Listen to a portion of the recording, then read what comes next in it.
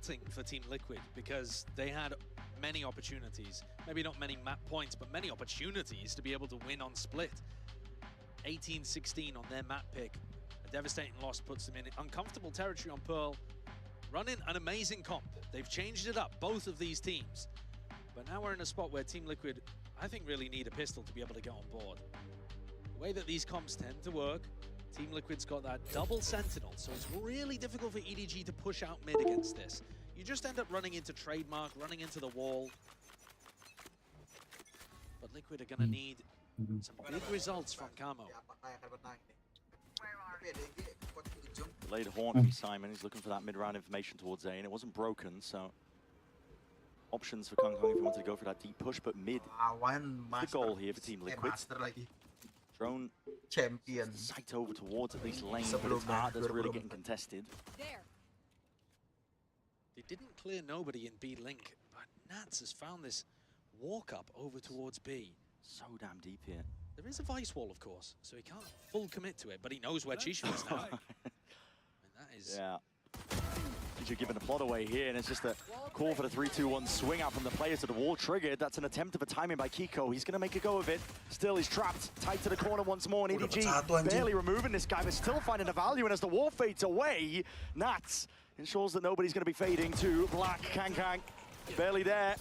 Flash backs himself out.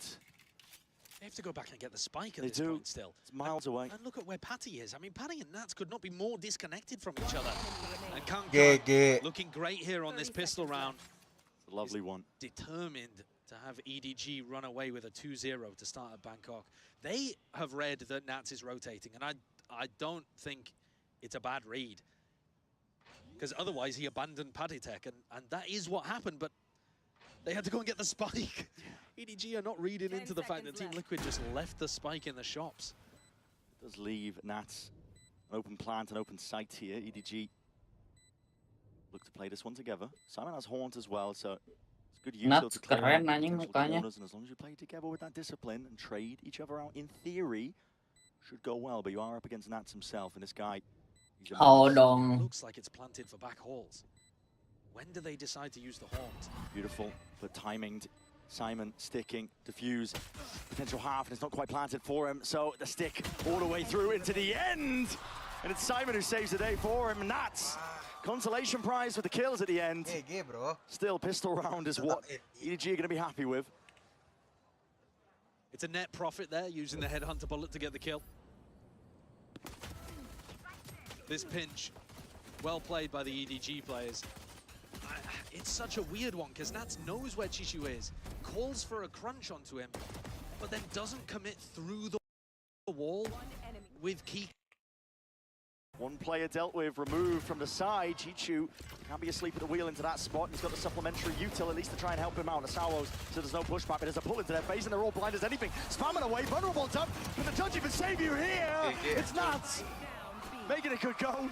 My God, they put him into a bloody blender. Whoa. EDG, though, still coming out with the results in the midst of all of that chaos. The shock into the pool felt like it should have been able to kill both of those EDG defenders. And that gamble of going, as you had pointed out, for the force buy, I mean, it was such a bad force. I'm not going to lie, I thought the HUD bugged out. It was such genuinely, a bad force. I didn't want to comment on it because I didn't think that they would actually go for that.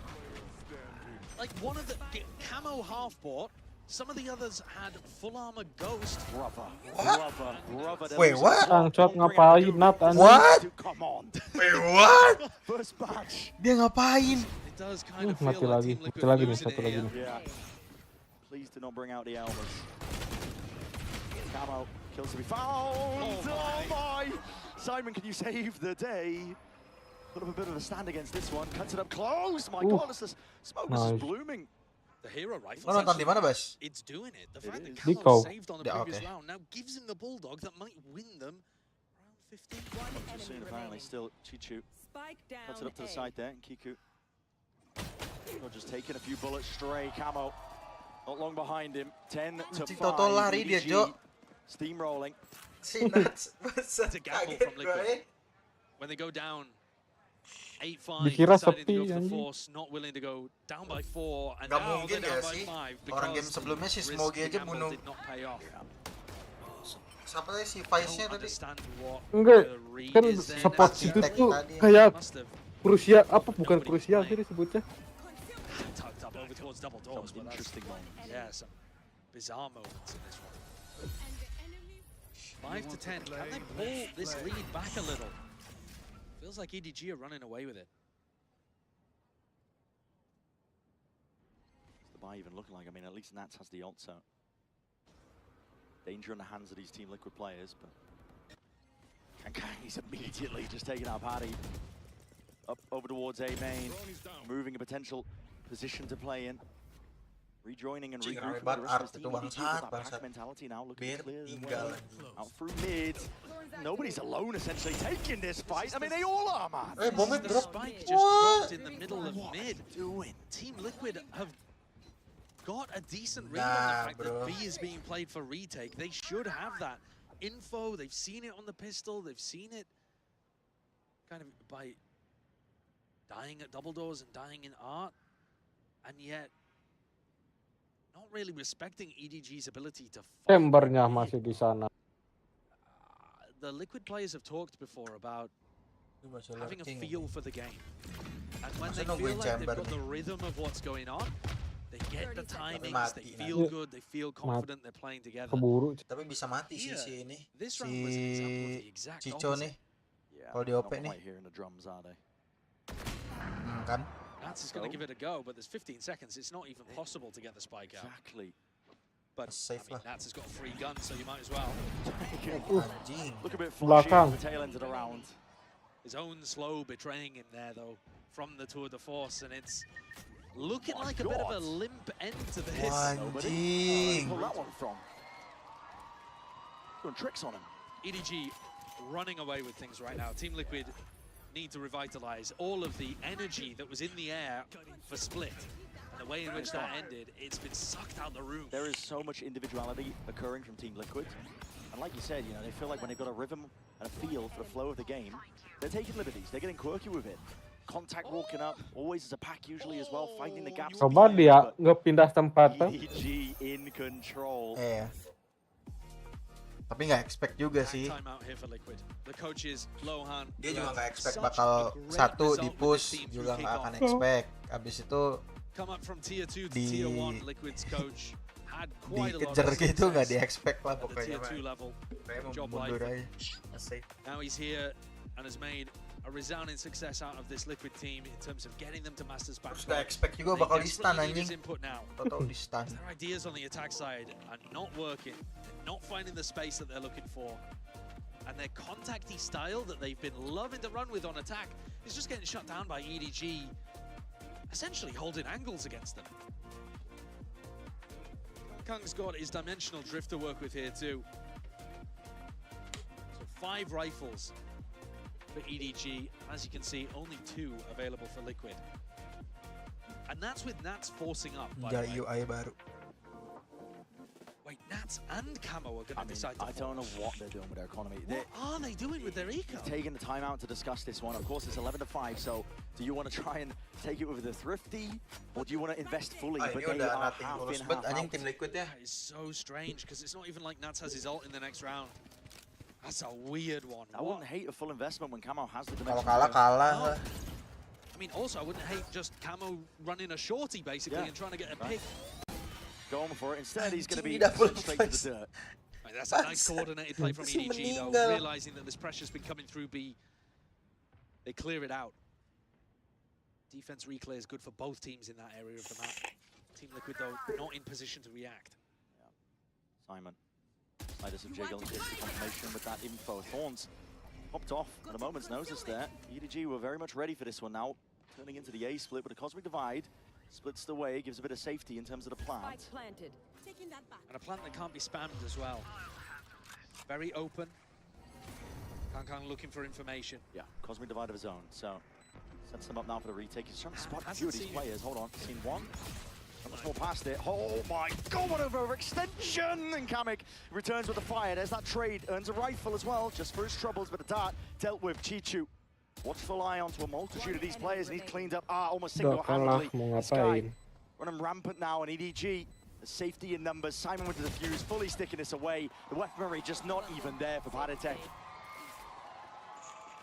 12-5, EDG. A clear difference here in this second half of Pearl. Not even close. Yeah, it's not. And Team Liquid are actually going to be able to scramble together a buy here towards the end. That 750 credits that they were keeping in the bank has just been enough. Thanks to getting the plant down. And any kill money that they were able to acquire as well. It's just enough to get Nats a Guardian and Camo light armor rifle. So they haven't completely trolled their economy, but they are going to need 7 rounds in a row on a half where they haven't even got 1 yet. Yeah, Sisyphean at best, isn't it? A boulder might just be crushing you. Kang sees it. It's a dimensional drift though, so okay, Camo's going to be safe here. Spotting out 2 of the players, including the operator. Kang's backing out. Chichu, he was dropped, so that means their setup on B does go down. Team Liquid have cracked this one open. Camo to hold on to the space towards back halls. Can't give up too many easy kills. Kang with the operator. It's going to be difficulty in that. Hunter's Fury, Simon just predicts incorrectly. Sidesteps into the wrong direction. Smoggy. It's going to be fading away here. It's a stun for a good connection at that. It's going to be onto the second player, but pulls it back in a round. It's going to be the TP to evacuate. Salvo's in through, into back calls. No one able to capitalize just from the player's position. So Team Liquid get the round win and still are alive in this series. Yoruel ended up being super important there for them to crack into this in the first place. Paratech is running all the way around the world right now to try to get rid of this op. And look at him sprinting around, hoping to find Kang, saving that weapon somewhere. Can he get it? Gets a bullet for his troubles. Yeah. This has provided a little bit of a cushion for Team Liquid to work with. They're not going to be hurting in terms of their eco. Going to be able to get guns up and online. 1 round at a time is what it takes. Chichu contesting against the Yoruel is really bold. I think at this point they were just kind of disrespecting Liquid. They'd won 5 rounds in a row on their defense side. They weren't scared of him. So back to the kind of regular defensive setup from EDG. Nobody on B. And I don't mean the player, I mean literally not a soul. Not a soul on B. Quick to leave it, getting proactive with the flash on top of it, so no acknowledgement. Oh, it's a blind spot. It's a blind spot, yet still an adjustment. Reactions off the charts from Kang. That's gross. And they've triple pushed out main as well. So Kiko is alone in mid. Does he get cleared? Does he get pinched? Here comes the slow squeeze, and he's not aware of that. Snaps to the back of the head, that's execution star from nobody. And this looks like a sad end for Liquid. Steel Garden for Steel Garden. See the shorties in play. Armageddon at least, trying to buy some space. Push it right into the fray, right into the enemy's face. There's 2 left to stand here. Kamek try and carve out some space alongside Cam. They've done just that with a couple of kills of their own, but it's just 1 left to stand. 1v2 Nightfall. No more sound cues. Pure reactions. Just the aim in your eyes that you can lean on and try and rely on. Earns himself the 1 to the 1v1, but Swoggy saves the day, and EDG shut it down before it just gets away. 13-6, 2-0 finish. What an opening here to Masters Bangkok. I think you're coming away with feeling pretty good about EDG here. Opening game of the Swiss stage, they've showed us 2 different compositions on 2 maps, really making the best use of the break that they had with that earlier finish to Chinese kickoff. Playing good compositions as well, adding more of the Tejo into the mix. And even managing to defeat Liquid on their map pick, completely outclassing them in the second half of Pearl. I think Team Liquid are going to be very upset about this beginning to the Swiss stage. They had their chances of pulling it through the bind, but it slipped through their fingers with that 16-18 scoreline. The experience on EDG just getting them over the line, with Kang and Chichu having a monster match overall. As you mentioned as well, that extra time to prep, to really hone a couple of the compositions, the weaker maps. I mean, it's worked out, hasn't it? It's early days yet, of course. I mean, Pearl was not a great map for both Team Liquid and EDG, we were saying in theory, but But actually, I mean, with the changes in the compositions, I'm not feeling too bad about EDG there. No. A big question mark for me was if Kang was going to be playing Yoru at all. Yeah. And I think he showcased at least that.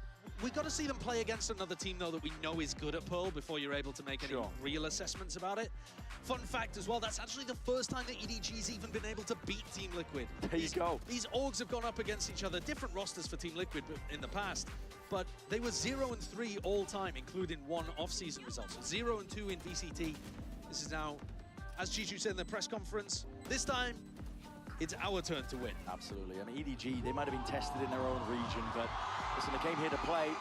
They have a title to defend at the end of the day. They played like it towards the end of Pearl. I mean, it was just momentum, full control over the state of the game. It certainly was. I mean, this is one of the rare maps as well where Kiko didn't really come online. Kiko has definitely been Team Liquid's best player in their run, and this one was a quiet map. But I think it's also because it's towards the bottom of their map pool. It's probably the worst map that they're not banning. To do be like that as well. It's close to begin. Yeah, I mean, what a beginning. What an amazing beginning to Masters Bangkok. The 16-18 scoreline on Split, that's going to charge up EDG. They've gone, I mean, they're on an undefeated streak in terms of from champs to here. Absolutely. We're going to set it down to the floor here for the Verizon post-match interview. I believe we have Kang ready and waiting. All right, we are back here again with... Okay, with who? ชื่ออะไร No, we are back here again with Kang. All right, first of all, congratulations for the win สำหรับวันนี้นะครับเราก็มาอยู่กับคังของเรานะฮะบอกเลยว่าเล่นกันเดือดมากๆจริงๆแล้วผมเชื่อว่าหลายๆคนก็น่าจะมีคำถามเยอะเหมือนกันนะครับในการที่จะถามคนผู้นี้นะครับผมสำหรับคำถามแรกครับผมอยากที่จะรู้เหลือเกินครับว่าทางคังเนี่ยครับบอกเลยนะว่าอีเวนต์เนี้ยนะครับเรียกว่า Dawn of the Duelist รุ่งอรุณแห่ง Duelist อยากรู้ครับว่าเขาคิดว่า Duelist คนไหนเก่งที่สุดในการแข่งนี้ครับผม So first question this whole event is called the Dawn of the Duelist I would like to know who is the best duelist in this competition in your point of view for this competition 首先，恭喜康康你们取得了这场比赛的胜利。那我们整一个赛事其实的主题就是决斗序章嘛。那从你的角度来看，你觉得谁是最强的决斗者呢？我觉得德克应该是最强的决斗，但是你身为一个决斗者，你就要有以下犯上的决心。I mean, in my point of view, maybe Dirk, but as a duelist, you have that determination to be like, even if I'm the underdog, I have that determination to win. โอ้สำหรับผมเองนะครับผมก็มองอยู่ว่าเดอร์เกอร์ก็เป็นคนที่เก่งอยู่เหมือนกันนะครับผมแต่อย่างไรก็ตามครับการที่จะเป็นดูเอลิสที่ดีเนี่ยเราจะต้องมีความมุ่งมั่นความตั้งใจนะครับผมและนั่นก็คือสิ่งที่ผมมีนั่นเองนะฮะโอ้โหไม่ธรรมดาไม่ธรรมดา all right awesome to the next question Kang you mentioned previously that you would want to be champions at one of the masters you know to add you to your trophy collection how confident are you after this amazing performance in your match之前可能提到过说想要再要获得一次大师赛的冠军来进入到我们这个奖杯的这个集收当中嘛那在这一场精彩的比赛过后现在信心如何呢怎么说呢信心肯定是有的然后能不能拿冠军再看吧对吧Of course, we are confident, but if we can finally got this trophy, got this championship, we'll see. ก็นะครับผมสำหรับความมั่นใจนะครับต้องถามก่อนนะครับเพราะเมื่อกี้ผมน่าจะลืมถามคำถามนะครับผมคำถามคือว่าเขาเคยพูดว่ามีความตั้งใจที่จะได้แชมเปี้ยนนะครับผมในรายการมาสเตอร์อีกครั้งหนึ่งเลยถามว่าโหเล่นขนาดนี้เนี่ยมั่นใจขนาดไหนนะครับผมซึ่งความเป็นจริงแล้วเนี่ยคังเขาก็บอกว่าไม่รู้ว่าจะเป็นยังไงเหมือนกันครับผมแต่ค่อนข้างมั่นใจกันเลยทีเดียวนะครับผมนะครับผมอีกหนึ่งคำถาม one last question right and we cannot skip this one สำหรับคำถามสุดท้ายนะครับผมอยากรู้มากเลยใครจะไปคิดเกมแรกเราเล่นไปถึง30 ราวน์เลยทีเดียวนะครับอยากรู้ว่าคิดอะไร นะเพราะว่าเอาจริงๆคือเป็นแชมป์เก่ามาด้วยอยากรู้มากเลยว่าไปถึงจุดนั้นเนี่ยคิดอะไร so I don't think we can skip this question. You know, the first game it was really intense. Your performance was great, but also your opponent has put up a great fight. We went to round 30. I want to know what went through your mind. 当然，我们绝对不可以错过的一个问题，就是在第一张图的时候，你打得非常好，当然你们的对手也是发挥非常的出色，甚至一度到了一共30轮的这种小局嘛。那当时什么一个感受呢？我不想管他们到底是什么感受，我只想把他们碾碎。Actually, during the matchup, I actually didn't really want to think about what our opponent is thinking. I just want to smash them. โอ้แปลไงให้ดูดีๆฮะเอาละนะครับคังบอกว่าก็ไม่รู้เหมือนกันนะครับผมคือไม่ได้คิดอะไรมากครับคิดแค่ว่าต้องลุยให้ชนะครับผมand that okay ladies and gentlemen and that is just match number 1 we do have one more left but first of all that was amazing thank you Kang congratulations on your first win and we'll take it back to the break and we'll be right back.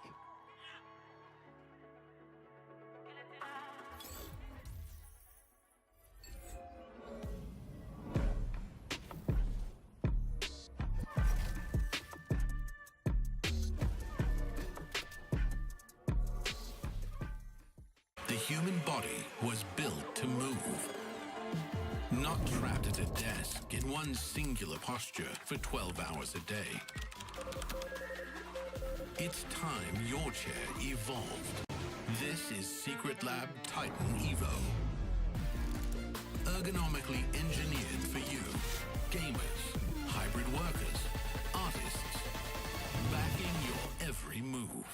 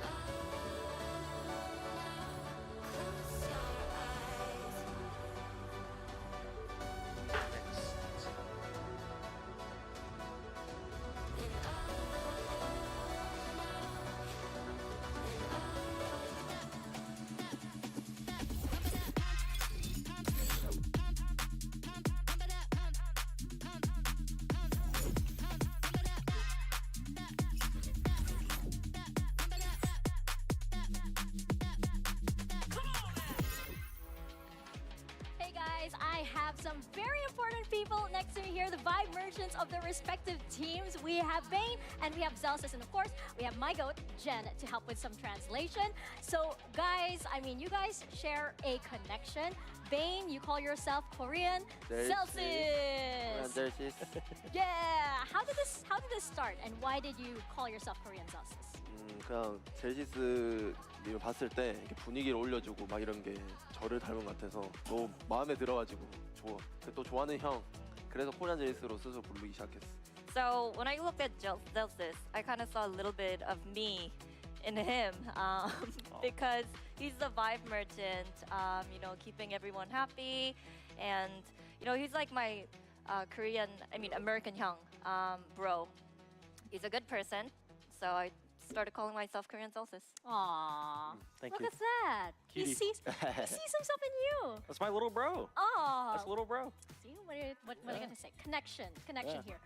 What was your reaction when you heard the Korean Zelsis thing coming up?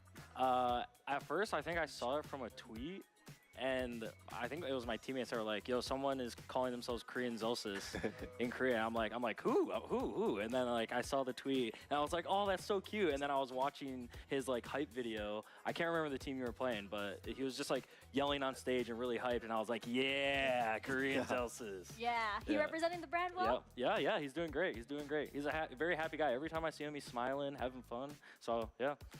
So that is the Zelsis spirit That's that the you Zelsis want spirit. to impart. Okay, well, one very important part of that as well is the fact that you are experts at selling your respective bundles. So here's what we're going to do for this segment.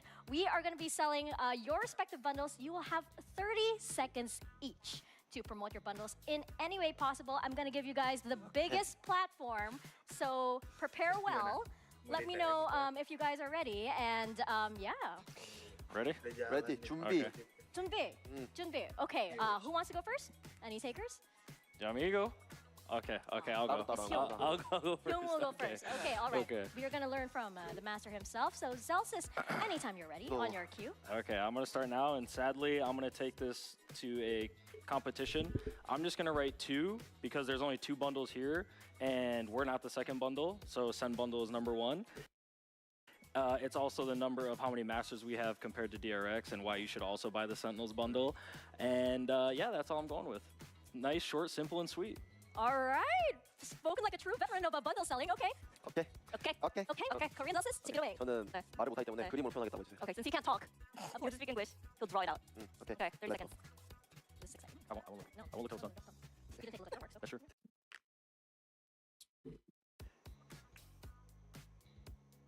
Kind of nervous. Oh, it's a very different approach. Yeah, you very had. different. So, Jen is snickering. Jen, don't laugh. You're making me nervous. Jen is snickering. So we need a timer here, by the Bro. way. This is cheating. I did mine in like 15 seconds, I think. Wait. Okay. Okay. Finish. finish? Okay. 3, 2, 1. Sends us. He shot you dead with the That's bundle. good. DRX bundle. DRX 클래식을 쓰면 젤시스를 이지 컷 할 수 있다. Oh, okay. So you get DRX bundle, use the DRX classic, then Zelsis is an easy cut. Oh, You got me. oh my You gosh. got me. I think you both did great, by the way. Show that drawing loud and proud. That's a very nice detailed drawing over there. Thank you guys from learning from our expert bundle sellers here, our Vibe merchants. Hope that convinced you guys to buy both of these bundles. And yeah, we'll see you around. Bye. Bye. Vika hit it on the head there. If you can't choose which bundle to buy, just buy both of them. Welcome back, everybody, to day 1 of Masters Bangkok and our second match, DRX versus Sentinels. I am your host, Yoongsu. I'm joined here on the desk by Mimi and Kokuka. I think that's how we should roll up to the venue tomorrow. Every single time. This is insane. We should have tuk-tuks for everybody to get here.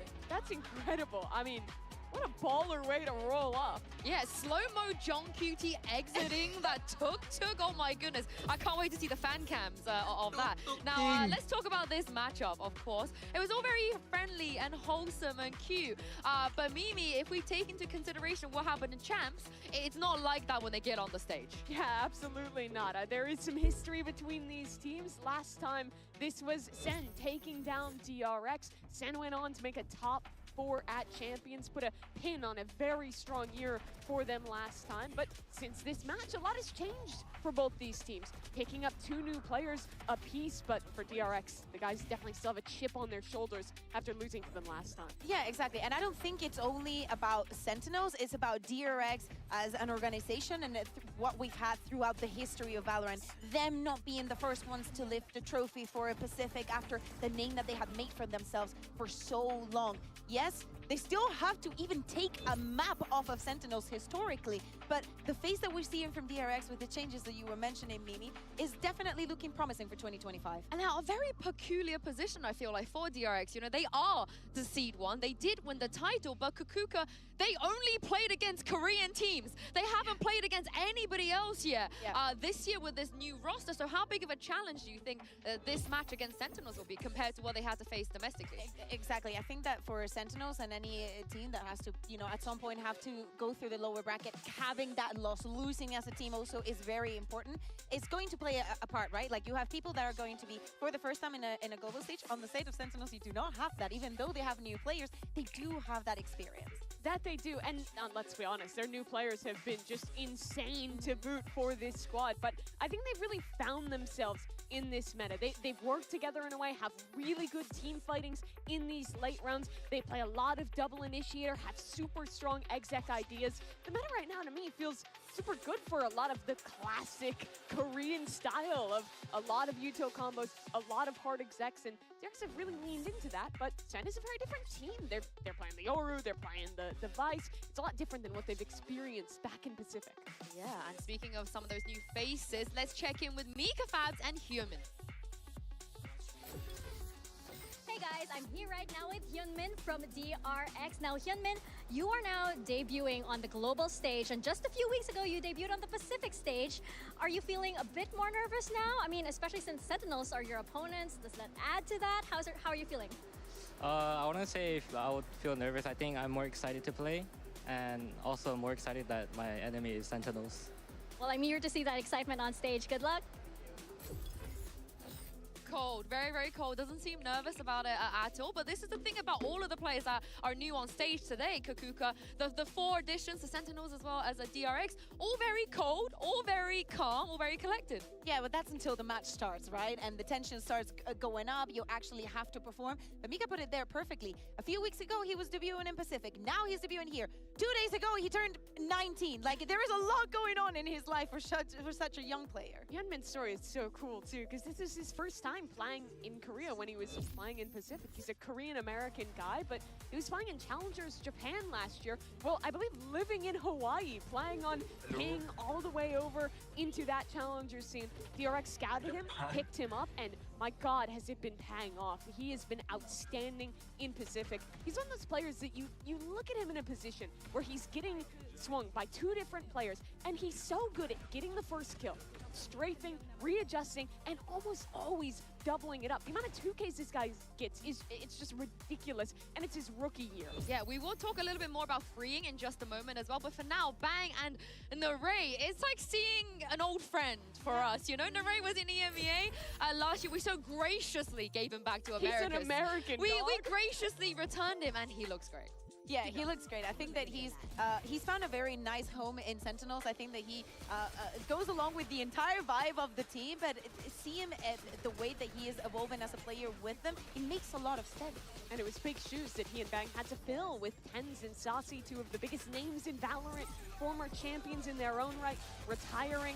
And it wasn't an easy road for Narrate. He had a pretty rough start into Americas. Even after winning a game, there was that clip of him like going up to Kaplan, being very down on himself about his individual performance, but the last 2 games that Sentinels played to win the lower final and then go and make a great run in that final, I think he found the player that he was back with K-Core again, and he's at his 2nd Masters 1 in a row. Yeah, but the last Masters, it wasn't a great end for him, but I suspect it'll be a lot better this time around because, Mimi, there is a reason why that everybody rates Sentinels so high coming to this tournament. Absolutely, and it's because of the history. They did it last year, going on a lower bracket run in Americas, qualifying into the first Masters tournament, and there they won it all. They were the team that came out of the offseason with a lot of prep, with new changes, but in a lot of ways defined the meta and had an incredibly strong start to the year.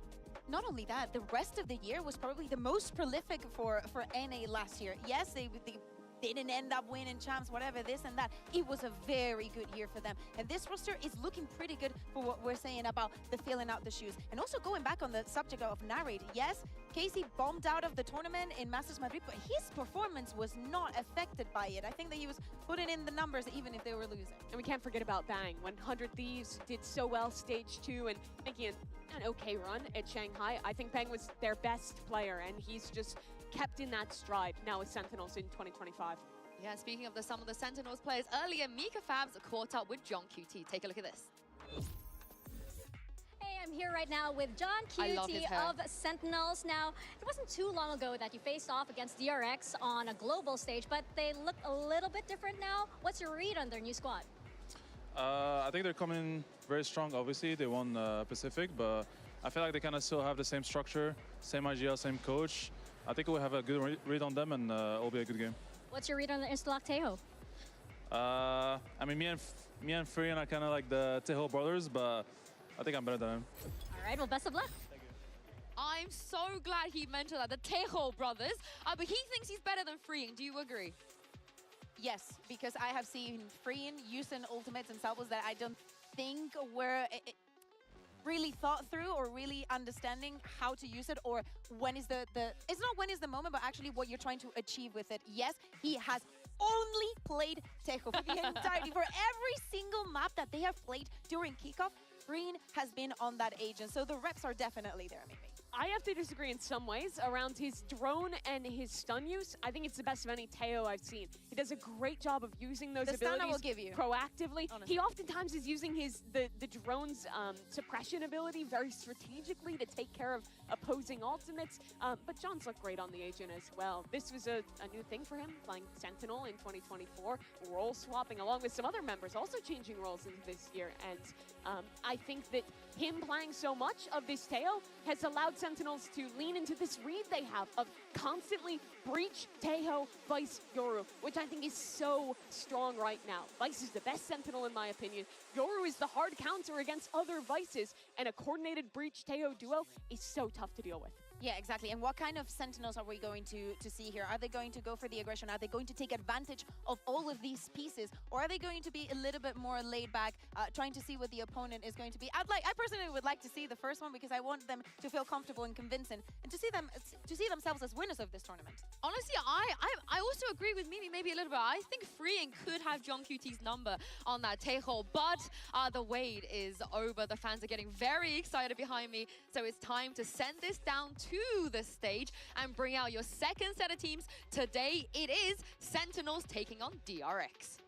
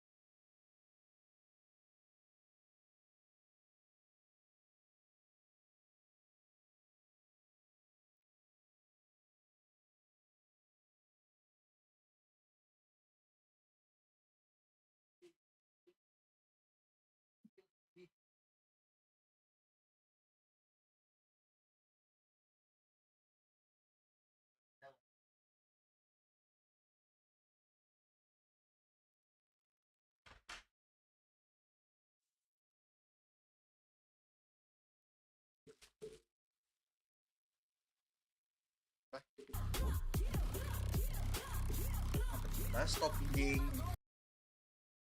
They have to have something cooking here to leave it open. Of course they will, but map 3 for me is very interesting. But let's talk about map 1 for now and take a look at the agent select and see if we're gonna get any changes. That's what I was hoping for from DRX. You know Zelsis is locking this Vice. You basically have to play into the Yoru, and you get the synergy of the Breach Teo there. Great decision from DRX. And especially when you decide to, the band that you're going to have be in Pearl for any team that comes from Americas is the right pick.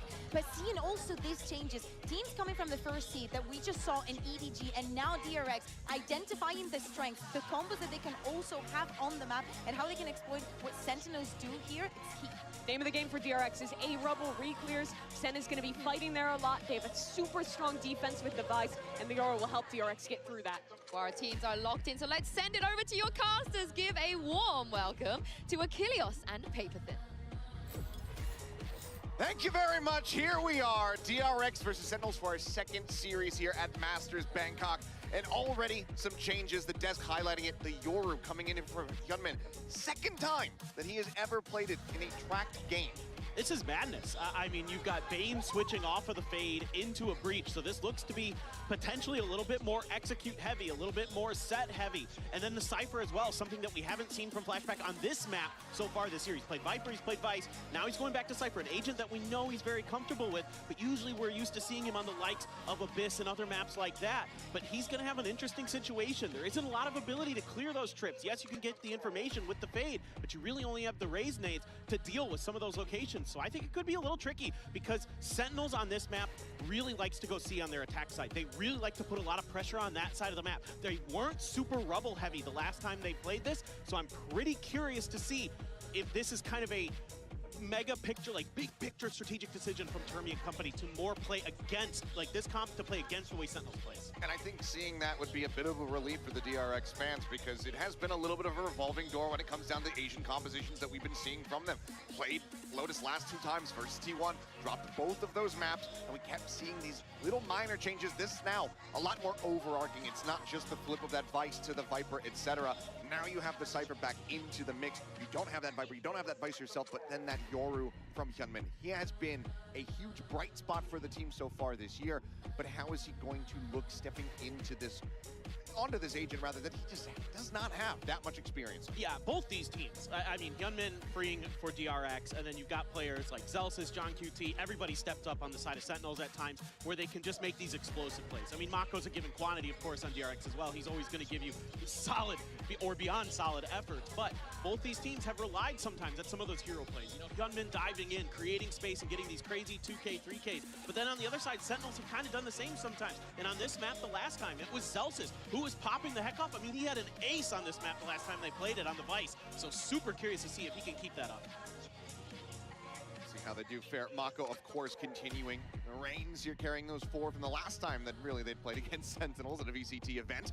As the IGL looking for a bit of revenge, perhaps, versus John QT on the opposite side of that stage, but pressure is going to be mounting. And I think that overall, my biggest question for DRX is how prepared are you with your rookies for an event of this magnitude, with this kind of crowd? Because let me tell you, I'm sure you guys can hear them on the stream, they have not been shy at all. The Tide fans here absolutely letting the teams know that they have their support. Will these players from DRX be prepped enough to bear with that, especially when the game stops going their way, starts going the way of Sentinels, to be able to hang in there? The Sentinels overall, as far as that experience is concerned, they have the upper hand. Yeah, I think you're absolutely correct. And I think another fun thing to look at is going to be the energy that both of these teams are going to be bringing to the stage, right? Look, Sentinels are a given quantity. We've seen them pop off. They talk about it literally during the matches, right? Like, so, but then on the other side of the coin, DRX, this isn't old school DRX anymore, folks. This is a team that pops off. If you haven't had a chance to watch DRX this year, Mako is yelling. Oh, yeah. He is getting involved even. So this whole DRX team now is also able to bring that energy, bring those emotions. Obviously, Bane is going to be one of those players leading the way, but it's the whole team. They are so loud on stage this year in Pacific. It has been jaw-dropping. Well, you hear that roar from the crowd, and it can only mean one thing. This game is ready to get kicked off. Let's go ahead and hop into Lotus from map number 1. We'll see which side of the crowd rings out a little bit louder. Is it going to be the Pacific faithful or those from Sen City known the world around? Let's find out, as already Hyunmin pushing forward here at Rubble. Yeah, it's looking like a pretty similar setup for the side of Sentinels. The last time they played this 2-1-2 split on their pistol, they like to spread the map a bit, and they always use this Viper wall further back. They sometimes just give up Rubble control because they like to pinch you when you're trying to go through tree, when you're trying to execute onto A site. A bit of information garnered. Hyunmin past the wall. Past the wall, flashes himself there for a brief little moment. Contact coming his way for now. Zels is just held back here at Waterfall. Rotation's gonna start coming through from Sentinels, realizing that this is in fact going to be a C plant. Now, we'll just go ahead and get into the 5v5, the back end of this spike plant. Everyone's still untouched. Got a little bit of utility here. Paranoia and Aftershock available for DRX to utilize. Shot through, flash connecting, but just a tuck away there. Mako staying safe here for the moment. That Paranoia still at the ready. Zekin trying to push forward. Paranoia crash across, connecting onto 3. Zels is trying to open things up here from that waterfall side. Swinging into the smoke line up there as Bane's able to find one Narrate. Firing back, but it's going to be DRX filling the kill feed as Zelsis can find one more, but cannot get it done. Pistol goes the way of DRX. Yeah, just a nice start here to this map for DRX.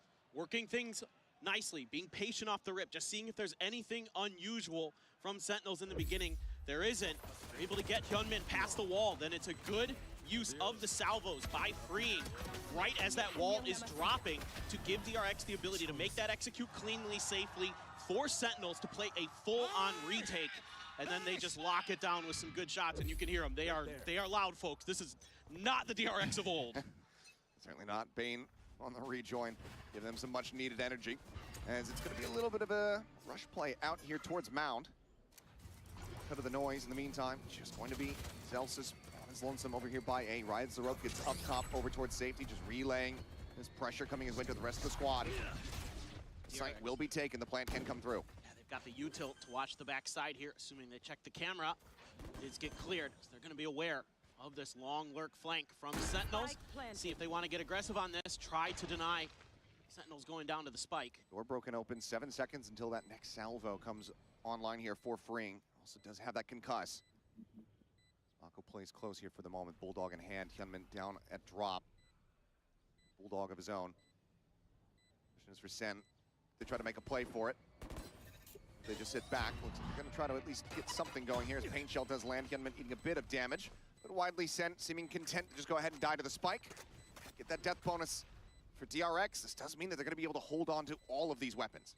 Yeah, I think this is the right call here for DRX. Maybe you can find an exit frag with freeing. He's got one! Pushes in. That's going to be a Bulldog loss unless Mako can get over there. And he has one of his own, actually, so never mind. We need to try to relay that over to Flashback, who is just nowhere nearby. So we'll end up losing out on a singular rifle. DRX still get the 2-0 start they were looking for. So far, so good, and DRX taking advantage of some of that early space that Sentinels will give up on this defender side. They do commit sometimes to fight for Rubble, but they're not nearly as aggressive with it as a lot of other teams are generally on this map. So kind of an interesting way that they like to play. And again, a lot of it comes off the back of the toxic screen that John QT is going to be setting up and utilizing. And Bang in particular is really annoying in tree. He's really creative with how he utilizes that space and moves around with it. Looks like Hyunmin gonna go out on his own, gets spotted. Beats a haunt. I don't think he's too concerned about it, just given the gate crash setup that he has. And yep, we'll just go ahead and jump out. Bit of a rinse and repeat here for DRX. Similar scenes, similar movements from what we were witnessing in that pistol round. And once again, look to try to open things up as there goes the wall. This time though, Hyunmin not in front of it. Now they'll just cut noise and look to play this out quietly. And already Sentinels are moving everything they have over to try to cut this execute off. Forward into the side. Zels is already eating some damage earlier on, down to 63 as the plant gets ready to come through. Mako going to be looking to take a more forward position here. A little bit of reinforcements. The push out of the smoke comes through. Second from beyond the grave. Able to find one. Bane's going to be taken down. Flashback now with everything to do. Manages to find 2 kills. But in the end, they'll wait out the snake bite and get the defuse as Sentinels get themselves on the board. That's decent damage for DRX, but I am a little bit concerned there with how telegraphed that whole situation was for them. They used a bunch of utility to get the wall to go down. That buys the time for Sentinels to make an easy rotation over. Plenty of time for them to set up for that retake. It isn't the cleanest one, but the movement and the timing is good for them, which means DRX might need to think about that, see if Mako can kind of understand that situation, that things have been pretty readable for them so far. Sentinels are making fast rotates. See if you can maybe use that against them. Still though, Nice flood retake here for the side of Sentinels. Let's see if they can get it going, continue on here. So that is going to be, I believe, a Guardian buy down for Zelsis to start the round. Again, this execute going to be given up. Sentinels happy to give that space up. They don't mind letting you rotate over to B. Sometimes they'll use this toxic screen to catch you off guard. Very heavy commit to this side of the map now. As Stealth Drone going to be spotted out, taken down. Mako able to find a kill. His bang is just straight across him, and the man can't see a damn thing.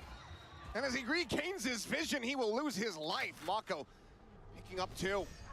Very fast reaction here as Narade, just desperately going to try to hop away. Knows that if he swings out, he is dead.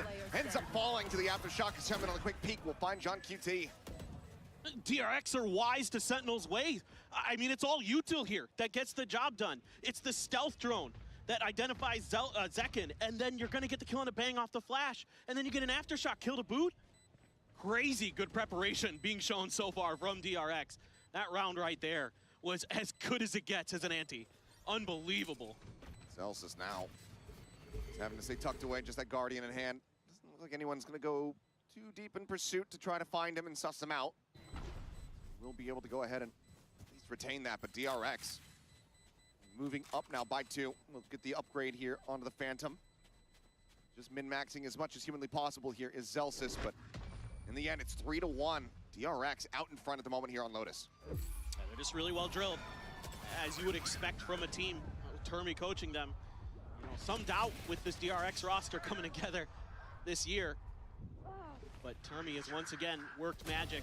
It's a great aftershock, great shot from Yunmin, man. He's been electric coming in as the duelist for this squad. Has really been a great replacement for Buzz's huge shoes to fill.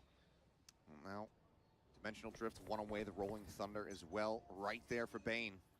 There are margins, and obviously just that one Phantom carried over here, still in the hands of Zelsis. Okay, push up into the smoke in second, able to find a right click. Showstopper's built up, but he cannot fire off the rocket. John QT, Jed the Bane, who somehow was a second aftershock kill on this map already. Whip City here around the box, but in the end, DRX crunch back against Sentinels. They do not allow for them to get a modicum of additional damage in that round. I like the play call here from John QT. You know, they haven't shown any real rubble congestion or aggression. Just go deep in the paint, see what you can get done. And they do a fair amount of damage at the very least, give themselves a chance to sneak this one away. But freeing their great reactions against the showstopper, just in a really nice position to shut it down before the rocket could even get out to be shot. And then, yeah, a little bit of a whippy spray around the box, but into the next round, DRX this time going to go on an exploration towards Mound. And look at how fast the rotations are coming through. Already Zekin over here, along with John QT and Zelsis. Has to be. Have to be making these faster pivots as Mako is just TP'd in. He's just hounding him down. John QT assassinated him and now strike. Zelsis is gone. Second here to try to hold the line. Spots out one. It's a good timing there, but now the Rolling Thunder is crashing his way. Hooks back into the corner, staying safe here for the moment. Warning shots out there from Freeing. Solid efforts here from Sentinels to be able to keep things as even as they are, but right as I say it, the rate picked apart. Cam cleared. Second flashed. Once again, forced away as Bang, now arriving in from Waterfall, sends out that paranoia, but it only connects onto one. 2 targets, second! Somehow nearly gets that transfer off into the second kill. With 2 players left alive, DRX now move up 5-1. I'm pretty sure Mako double TP'd. I think he set up a smoke on the edge, on the corner of the C site, TP'd into it, then TP'd again, right into the back. Yep, unbelievable stuff. Hit the stun as well. So Bane there coming in big with his utility. Some big assists. He was so good in the grand finals of Pacific with that util. And he's continuing on that once again. Has just really embraced this role of, obviously, you know, the jokes abound that he's the Korean Zelsis, the hype man, but really he's been doing a great job with setting up his teammates. He has really embraced that role. Action does not stop. Hyunmin off the rip here in the round. Immediately just going to be sending out the ultimate. Tries to send a flash, but ends up getting stunned, so can't go for the swing out that he wanted. Another little peek in the haunt. This time Mako TPing up on top of the platform. Ends up getting gunned down, and this is going to be a big advantage. The first real one that Sentinels have had. They look to get themselves a second round win. Land's still going to be coming through Armageddon available from Freeing. As that is going to be the Steel Garden coming in. Freeing trying to go off on a timing, trying to catch them here while he still had his rifle in hand, but ends up falling to the wayside. So now 2v5, the Full Titans sortie. this one. Mati nih. Tapping the spike between them, the corner, the shorty, not going to be finding too much, but Bang is finding them both. Massacres them there. That is going to be a flawless round for Sentinels to go ahead and get the second win. Yeah, that's a huge breath of fresh air for Sen. It's just a quick execute off the back of the Yoru ult. Celsius wins a battle against Flashback, just a fadeaway there with the Phantom. Oh, John QT got the spot off the fade util. And they're able to use that Steel Garden nicely to make sure that it is a much easier affair at the end. And it's a great snappy reaction. Yeah. One ultimate, you get 2 away from DRX, and you get the round win on top while retaining all of your weapons, so you can try to start building up this economy that's widely been getting away from you. Absolutely correct. And you've got some big ultimates to counter some of what DRX might want to do here. There's a lot of that util to clear the space. Catch a player out, and Aaron lets loose with the Nightfall. Sends it out, gets multiple players on the side of TRX. Be operating without their audio. 4-player setup here from the side of Sentinels. Damn convinced that this is going to be an A-site hit in the end. I'd like to see DRX work the map a little bit now. Okay, the ult's been used. Your positions have been identified. Maybe you think you can get away with just kind of pausing a little bit in front of the door here for Hyunmin. That toxic screen looks like it's going to just wait him momentarily. Oh, the push-up from Narrate. Hold with it, goes out. Especially final one before getting traded out, and Bang trains it up. And then dead, Flashback dinked. Dead as Bang comes away with another. Now just Bane and Freeing. Still inching forward, still playing forward into this site. Sentinels have 3 players ready to reply. Very difficult. Still the stealth drone. Could use it to check the site itself. Bane still with an aftershock for the post plan if they can get it there. 30 but seconds Boombot left. going to confirm the positioning here. Now Sentinels keen to wait for their moment to strike. See what the decision is going to be. If they're going to let them plant, that seems to be the case. Wait for John QT to get over, really make sure you've got the full forces available for this retake. Don't give DRX any chances. Don't give them the 1v1s. Salvos is trying to check a couple angles here, and Bane respects the damage, creeps forward, trying to catch good second off timing. guard. Has it worked is the question. Freeing in the meantime, needing to try to hold the door. Zekin getting ready to go on the swing. The gun barrel spotted there for a brief moment. He's playing it so patiently, and he walks right into it. The kill does come through, but now he's on his lonesome. Looks to go for the drop down, get the aftershock through. But Celsius will take his feet out from underneath of him. Sen starting to rally back, get themselves a 3rd round win. Yeah, this is the Sentinels that I'm used to seeing so far this year on this map. Really patient play around that toxic screen. Keep your opponents guessing. When are you going to get aggressive off of it? You know, you use the Nightfall. You don't do much off the back of it. Yeah, they get some info. They're able to just kind of plant their feet, wait things out. And then it's a nice push there from some of the players, waiting for that toxic screen to fall, for their moment to strike. Bang, right, ready and waiting for the trade there. Really nicely done. Flashback having a little bit of tough time on some of these 1v1s. He's been good on some of the defenses in terms of post plants, but some of these 1v1s he's been losing. Zealous and others, so I like this timeout from DRX. I was going to say, you know, timeout call comes through despite the scoreline. It is DRX. Termi wanting to try to slow down this momentum that's starting to build up from the side of Sentinels, but you heard it from Zelsis saying, guys, keep playing confidently.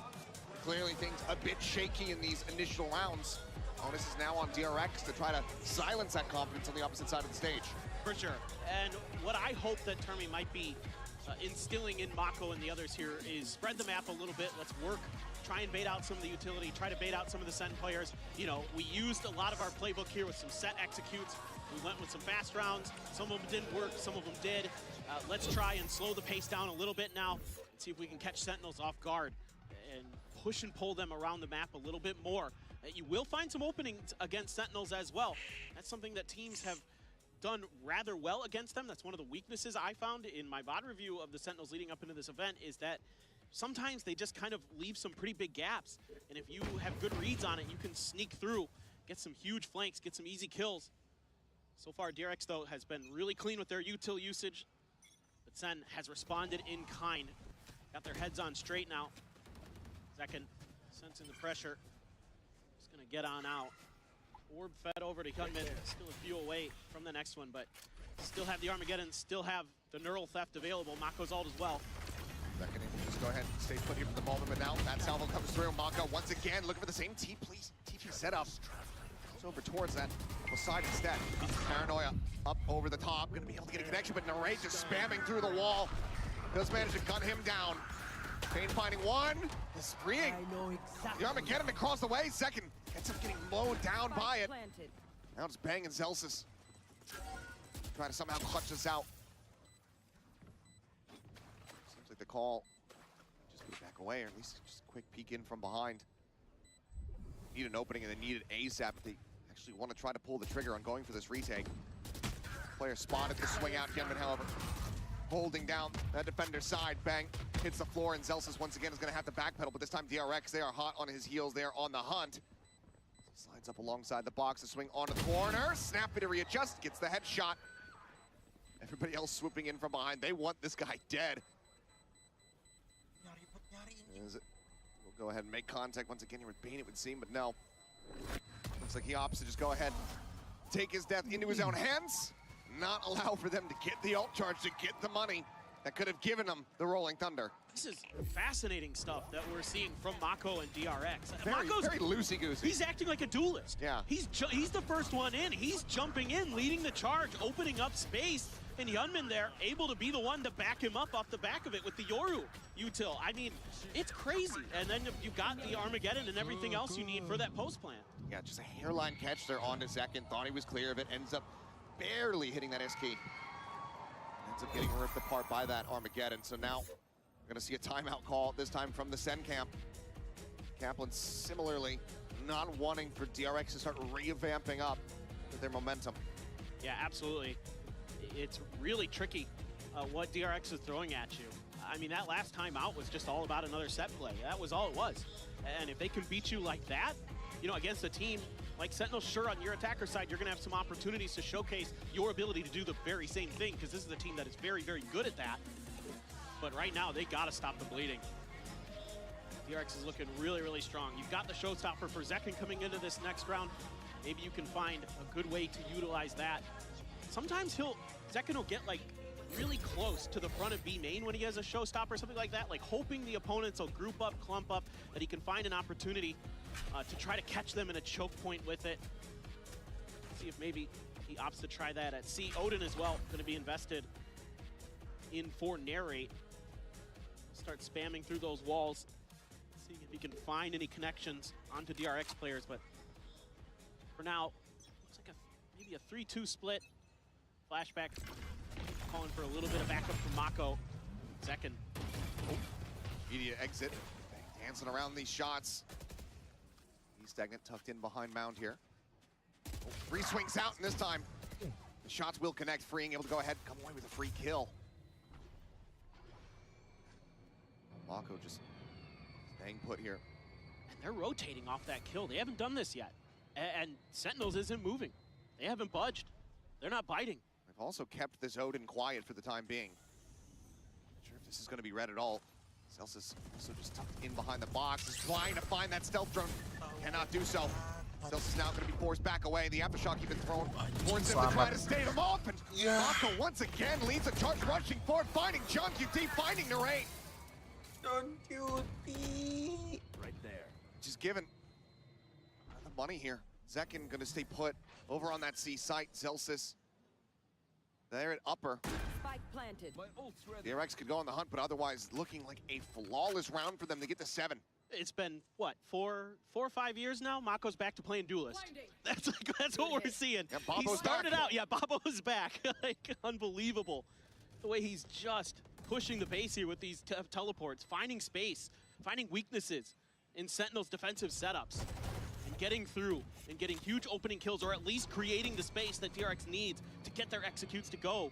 And Sentinels there make some good decisions, quite frankly. They just get bamboozled by Mako, and he's been doing that to people on this map. I mean, remember what he did to Nongshin? The way he was all over the place with those teleports. Oh, Zelsis.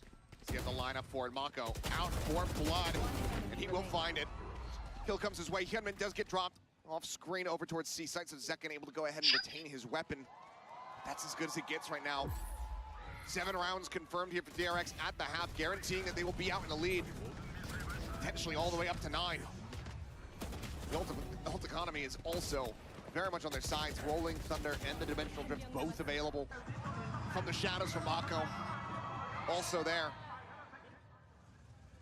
Let's see how they want to use the Dimensional Drift this time. Last time it was for a quick B hit, but now you can get some info.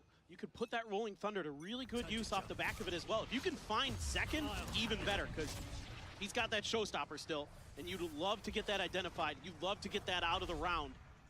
Bang noted, Tree, the call comes in, it's clear. They know that he's backpedaled. There's the TP forward. Turn on the flash, other one sent, just trying to see if he can get a catch.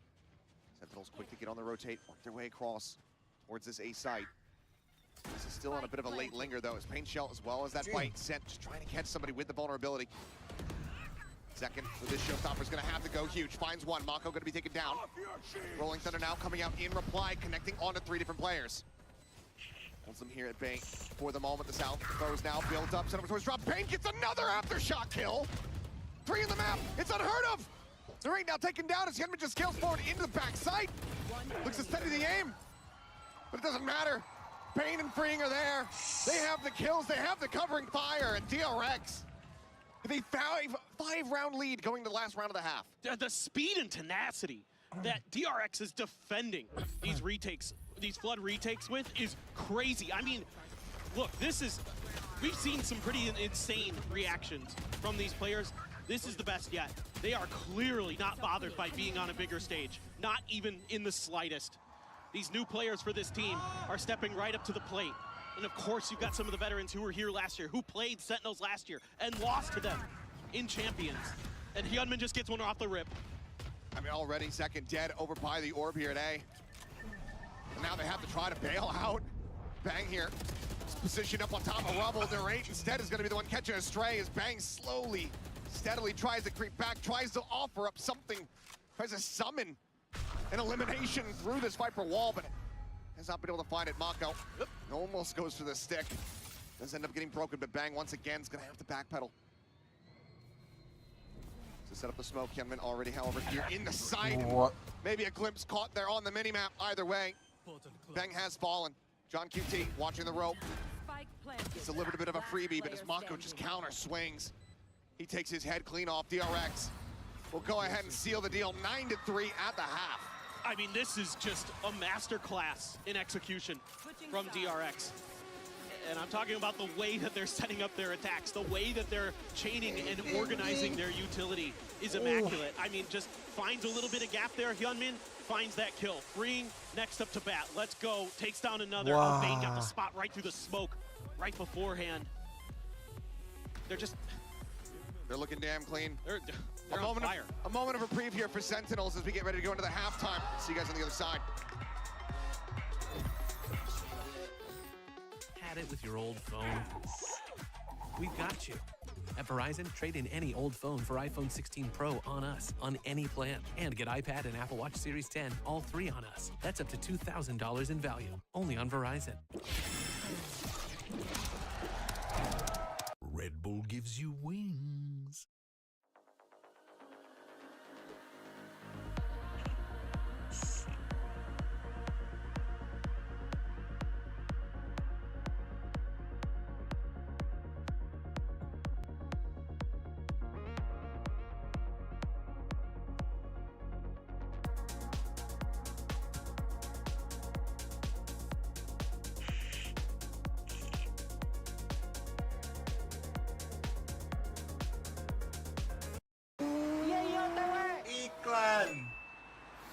Hah? Pop mira sa Indomie goreng?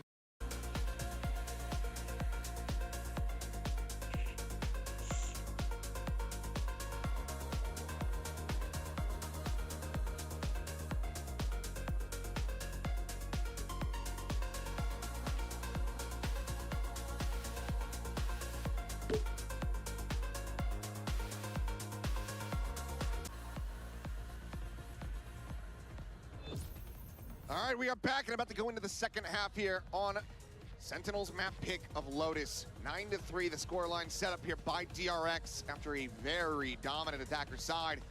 Sen believing in curses, hoping that they can turn this one around. No doubt about it. They certainly can. There is no doubt in my mind. I've seen this team too many times, you know, rally back when things look tough or just go on a streak when they absolutely need to. So they definitely can right here. And they're already looking to try to do a little bit more damage to see. This is their favorite side against MIBR. And I pointed it out earlier, Flashback, I think, might be under a lot of pressure on this half. So he's going to really need to step up on that Cypher. As the cam setup hasn't revealed it quite just yet, and once he does toggle it, should pretty much reveal all, but they're going to be able to get forward here towards the side a little bit faster. Yeah, there's the trip, does get a catch. Hunman just trying to hold things down over for Waterfall. Flashback trying to get in there on the opposite side. Cannot no frag! What just happened? Tap after tap! Freeing shuts them down and says, no, not this time. No This C-site is ours. He is electric. That is crazy, that second tap is so good. Right there for the finish onto the ace. And the pop-off as well. From on Dark Horse at first strike to one of the biggest stages in Valorant esports. Welcome to the global scene, Freeing. What a way to open up this second half. He has just been nasty all throughout kickoff. And that's just case in point right there, folks. There's that cam again. Gonna get a lot of good info. DP forward here alongside the box, but Gunman has the angle in towards the smoke. It's gonna be John QT taken down, bang, noted. As they just continue to spray away, Freeing, looking for a little bit more, but there you go. Flawless round as DRX to absolutely speed run their way through this opening map. And those are brutal losses for Sentinels. You know, when you're down 9-3, you're really looking at that pistol round to turn things into your favor. And this is something that killed Sentinels against G2 in the Grand Finals of Americas. They were losing a lot of pistols, starting on the wrong side of almost every map. And once again, they are on the wrong side of things. DRX looking so good. Come on, Soul, get the action. Live it up a little bit. We must have gotten the footage, you know, from That's right after. Yeah. Surely. That was after the pop-off. Well, a little bit of attempt at info gained towards mid to B, but now Sentinels, three-man stack, leaving the spike behind though. So trying to see if they could get any util out of DRX there. A little bit of a check, but DRX not biting at all. TP gonna be sent over towards A by Hyunmin to make sure that he can quick rotate. Instead, a couple players pivoting towards B, trying to maybe set up for a bit of a crunch. Freeing though, sliding in to maybe help out Bane. There is that tripwire right at the front of B as well. Give them a little bit of extra time and a little bit of extra info. Mako. Really extended off contact here. Zelsis now flying forward, Freeing on the peak. Finds Zelsis. Armageddon now online, catches a glimpse of the shoulder there on the Zekin. Opts to play this out wisely. Yeah, plays it patiently, knows, okay, I have the ult now available, and Flashback knows exactly what Bang is gonna try to do. Finds the kill.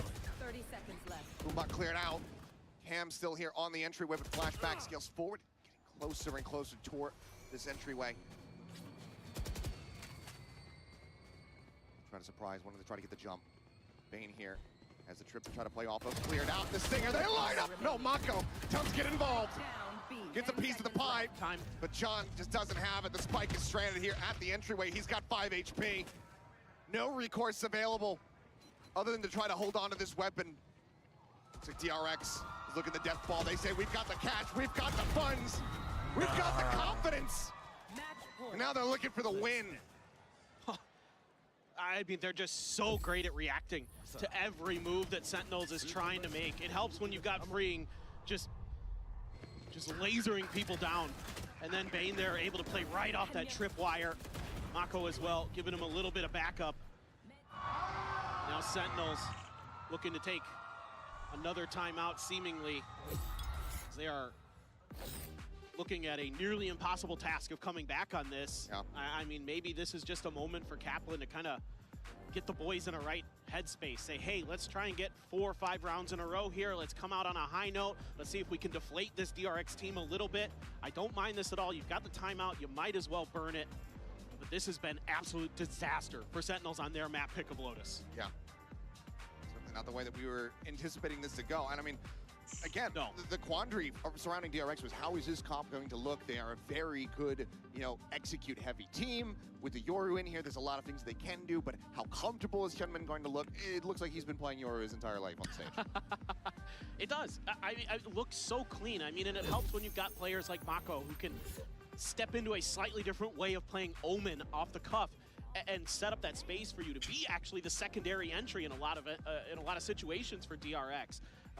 Here on the defender side, well, Freeing's been lighting players up. That helps a lot too.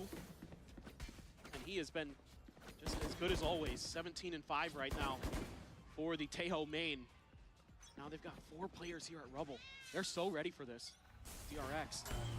And what is that shot? Unbelievable. Any game plan that Sentinels established in that timeout has been shattered as Hyunmin picks second out of the sky. Armageddon mows him down. John QT is dead, and Celsius is surrounded. DRX collapsing on top of Sentinels, and they smother them out of this map of Lotus, 13-3. DRX bringing devastation. So well prepared.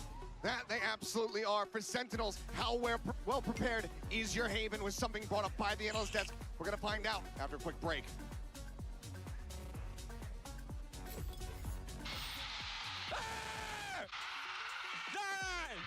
I get that replay, bro. I'm not gonna lie. The replay.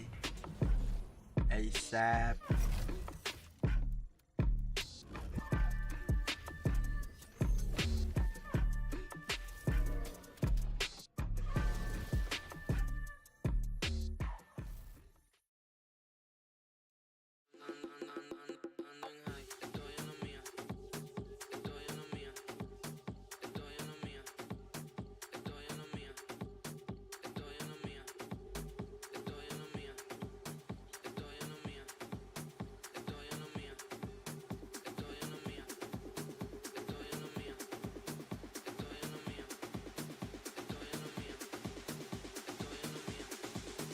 Kalau kita difitnah, kita kasih sabar, dimonitor, kasihkan afirmasi dan lapor. Monitor.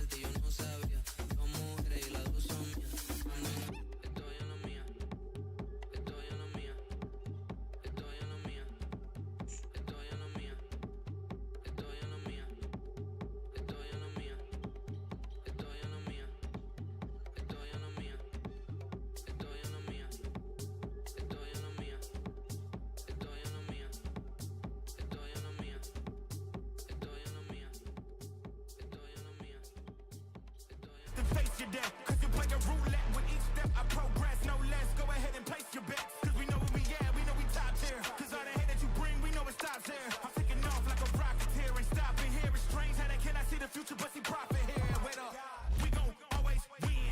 Promise that that's not a promise, yeah, that is a threat. You know that I promise to bring the team commas. When the whole team win, that's when you flex. Win, and I'ma do it again. Watch me win, then watch me do it again.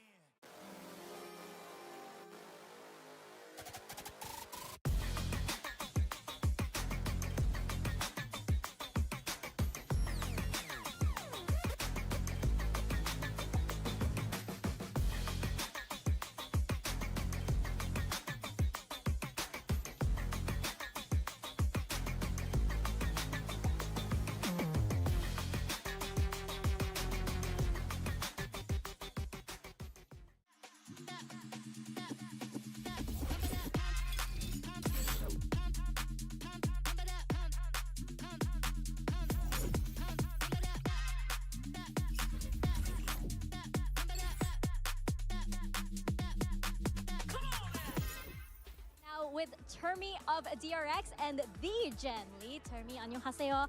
I have to ask about the Yoru comp because DRX looks very, very good. How were you guys able to make this work in such a short span of time? 감독님 일단 요루 조합이랑 요루 택틱에 대해서 여쭤보고 싶은데 시간이 별로 없었는데 어떻게 그렇게 빨리 깎아오신 걸까요? 저희가 퍼시픽 결승이 끝나고 나서 북미나 유럽 쪽에서 요루를 많이 사용하고 있는 걸 보고 저희도 빨리 준비해야겠다고 생각이 들었고 로터스가 약점이었는데 최대한 빨리 보완을 하고 싶었고요. 그래서 뭐 시간이 많이 없었지만 정말 많은 시간을 좀 그래도 써서 최대한 요루 택틱으로 좀 요루 택틱 자체를 좀 만들려고 했었고 결과가 잘 나온 것 같아서 너무 지금 현재까지 너무 기분 좋습니다. Well, yeah, right after kickoff, we got straight to it because I realized that a lot of teams in EMEA and NA run the Yoru, so we had to prepare ourselves for that. And I feel like, yeah, Lotus was, I would say, our Achilles gun, so our weakness. So I really wanted to add to our Lotus, make it stronger, and it worked out great, and the Yoru seems great. Everyone's executing very well, so I'm pretty happy how it worked out. Well, best of luck to the team. 감사합니다 and fighting. A huge performance there from DRX to kick things off. I am your host, Yingsun. I'm back here once again with Kakuka and Mimi. Termi giving us a lot of insight in that interview. What did you make of it? Yeah, he really was. I think this was such a good change coming out from DRX. Playing into a team who's running the Vice. The Yoru just rips it apart. Clone is going to destroy the util. They had tons of very well rehearsed looking executes, and they were winning the A lobby fight every single time with the Yoru util as well. This was such a good ante coming out from DRX and a massive way to start their Bangkok. Absolutely, and also think that Hyungmin throughout the rest of the year, he had not played the Euro. To do it here as the first time with this, we know that he doesn't have a lot of experience, so for him to feel comfortable, the way that, as you're saying, that he was executing, he was TPing onto site, he was part of all of this, it's a level of work that not many teams can pull through in such a short time. It's a scary, scary start for them. It's also time for our Verizon high-speed moment of the match. Let's take a look at this ace from Freeing. I bet you Texture sitting at home like, oh wait, it's this easy to get one on the global stage straight away. But Kakuka, for all the things we spoke about him, this is absolutely insane for his debut on stage. I think that confidence level have to be through the roof. Yeah, the position is perfectly, the space and how he separates these duels. It's so difficult to do in this pistols when you literally have 4 people going onto you and he's able to separate and isolate every single one of them. He did so well in that round, fragging across the board in this map, but his util was on point throughout too.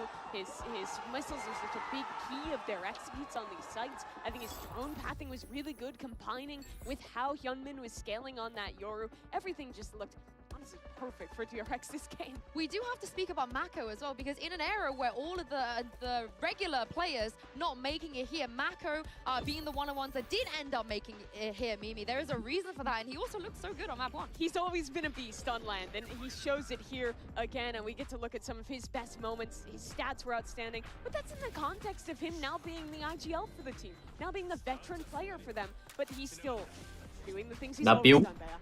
Yeah, exactly. And I'm happy to see things like him running in when the Euro's in the back, when the plan swaps a little bit, because it is that kind of saya kira kamu sudah that tidur. gives you the confidence to being able to go with the Mana, space. Abbas? Every single time that they were a step ahead and Nyokot. was not spearhead in the pack, it was Mako. He was also DRX Mako. that we keep on talking about. Playing on Mako this IGL kan? Omen, he was going for a lot of Iya, double kalau nggak salah. TPs to scale deep Gantiin into the sites si when they itu were siapa? pushing in, timing his teleports with the Yoru TP, which was so Gantiin good, and he siapa sih got a namanya? lot of the Lupa critical gue. entries off of that. Yeah, shout out to all of the fans here waving a Mako. He was giving a heart back to them as well. Now, in terms of Sentinels, how worried should we be? Because that is the biggest defeat they have suffered so far as a roster, considering Haven is up next. Yeah, I mean, this is a map they've only played once. It was in the finals with a new DRX look Feichi. They lost. They're basically staking this first game on the prep that Kaplan, John, and the boys came up with, because there has to be a big change from that last game now for Sen. Yeah, and maybe the change comes in the composition. Maybe we even see another change from the compositions of Ugo. DRX. Definitely, Sentinels was not prepared for what happened on Lotus. So I want to Emang see DRX Turbo Feichi, comes Peo? here as well, right? Like for DRX, DRX you said, like, Abbas. if the Lotus is open, they will Feichi. go there, for the Haven is the same. DRX Before we jump into Haven, let's Smithy. hear what Coach Kaplan had to say ahead of map 2. I've got Cap here Jelek from banget Sentinels ngentot with me by the Smithy-nya, stage. anjing. Now, that was a very tough first map. I'm curious from your perspective, what do you think DRX were doing that, you know, the team just couldn't catch on? What surprised you the most about them? To be honest, we were so below our own standard that it's really hard to say anything. They were, anything about them. I think we just played pretty hesitant, pretty. We weren't Anjing pressing ada buttons as much Rich as we need to. Brian We weren't bangsat going when di we need podcast to, and Arab We ngentot. just need to wake up, and we all know it, and we're gonna try our best to do it. Right. Serius lu lihat. Di live-nya Arab. Yeah, exactly. Iya di kosannya itu di rumahnya itu. Still, it happens. We still win this. God damn. Gue udah kayak jadi lancar Salah Maduma. Dapat linknya dari mana? Maksudnya kan di sana akhirnya bisa. Oh dapat kan? Dapat link teman kayak gitu-gitu. Dari online sih kayak kan gue juga udah di sign sama ITH sebelum apa ya? Sebelum ke US ya. Sebelum ke US kayak udah setahun sebelum itu udah di sign sama mereka. Jadi gue kayak Skype-an sama manajer gue gitu. Komunikasinya lewat itu doang. Tapi masih belum ketemu langsung. Tapi sebelum itu pun juga udah ada banyak Gila. ketemu dari Twitter lah, Keren gitu. Lain lah. Akhirnya Atau si ini aja ya. Kayak dari udah umur Ngentot was party anjing dapet jelek Kan mau banget nanya punya bangsat. sakit hati ya? Ya, kita watch part. Boleh dijawab, boleh enggak nih? Oke. Santai aja. Apa nih? Apa nih? Enggak apa-apa, nggak boleh dijawab, boleh enggak? Oke. Tapi maksa. Jadi deg-degan gue. Kau beneran rich gak sih? Atau self proclaim aja gitu? Beneran rich Brian nih? Iya. Beneran rich gak sih? TP. Ya boleh dijawab, boleh enggak? Ya orang. Ya. Sorry. Atau self proclaim gitu. Ini orang aneh. Menurut lo dari kelihatannya baju gua gimana? Baju ya kayak. Kalau baju yang wash itu Enggak punya jam mahal jadi enggak sih? Maksudnya gini enggak ya? Enggak ada Rolex gitu. Enggak ya? Enggak. Kayak yang kayak rapper lil gitu beneran kecil ya gitu.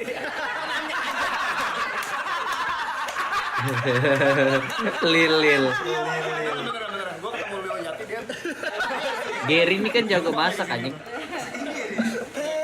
Gary Am. Kok nggak ada itu sih, nggak ada Winston sih, bukannya dia satu gengan ya ini. Gary, Nico. Gak tau kayaknya kagak.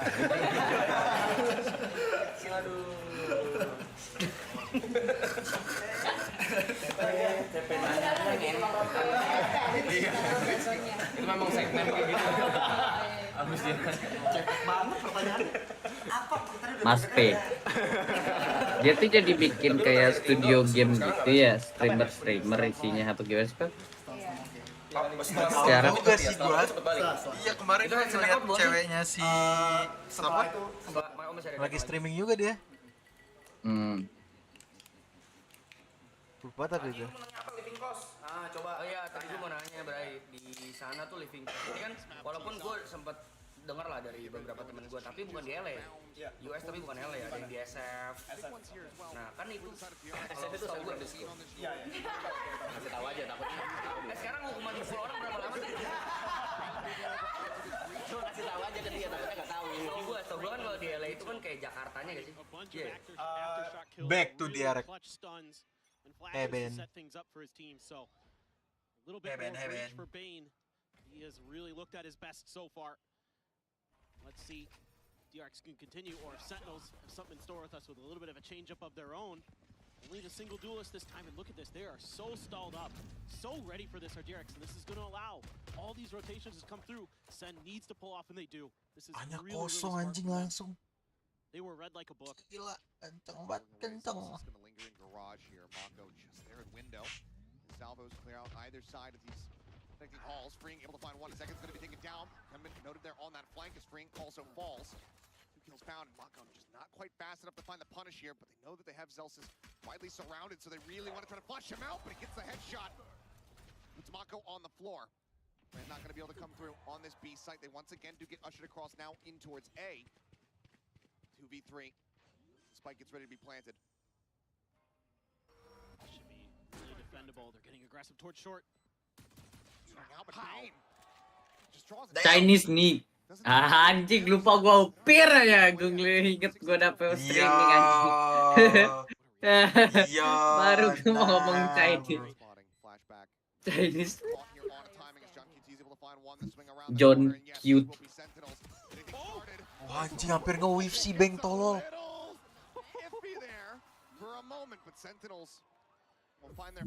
Bang. Biasanya smokernya siapa sih? Oh, itu ya. Siapa namanya? Bang. NZ. Ini kan TNZ. Really able to adjust Bang. in time, and then Zelsis is a real nuisance on that flank. Buys them so much time to get this rotate over to A, get the plant down, get a much-needed pistol win, and get some confidence. Ah! Get some security. Hampir ya anjing untuk kalau itu tadi Telat banget gitu. Streaming gue sih lebih duluan daripada reaction time gue anjing. Streaming gue sih udah delay anjing. Sumpah kalau misalkan tadi nge-wish gila sih. Makanya itu dia anjing. Itu kalau wish gila anjing. Celsius nggak beli nggak tuh? Celsius kenapa nggak beli anjing? Wow, tidak. Passion sekali ya. Dipajuin sama Derek. Celsius nggak pakai senjata gitu. Mati kah, Bang? Tidak. Enggak, anjing menang dong. Menang dia anjing. Kalau si Bengnya maju aja ngepick top mid-nya, mati dia itu. Aduh, lewat si freeing ya. Mati. lu nonton streaming gue aja anjing tuh. Gue ngapa jadi masa depan lu di gua gitu ya megang anjing. Kan gue dari Back to the Future. Iya anjing. Apa anjing. Anjing Celsius pakai ghost doang bangsat. Nggak beli dia.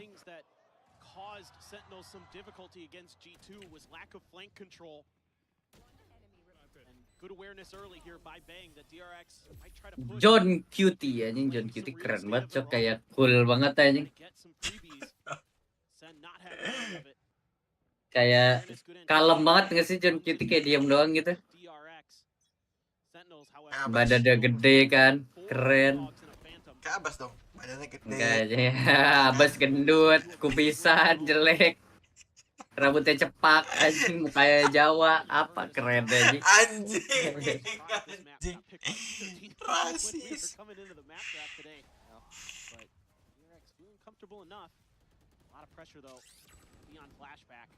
Oh, woi ketangkep anjir, cok rata anjir. Ace anjing Zeken.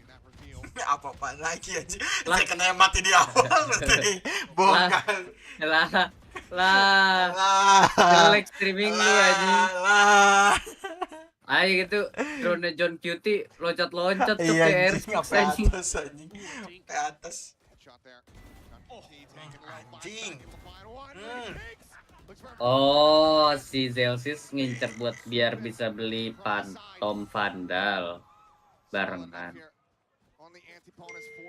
Anjing keding. Sakit banget ya. Wow. Gak apa-apa guys. Yang ini agak delay. Gak apa-apa guys. Shit man.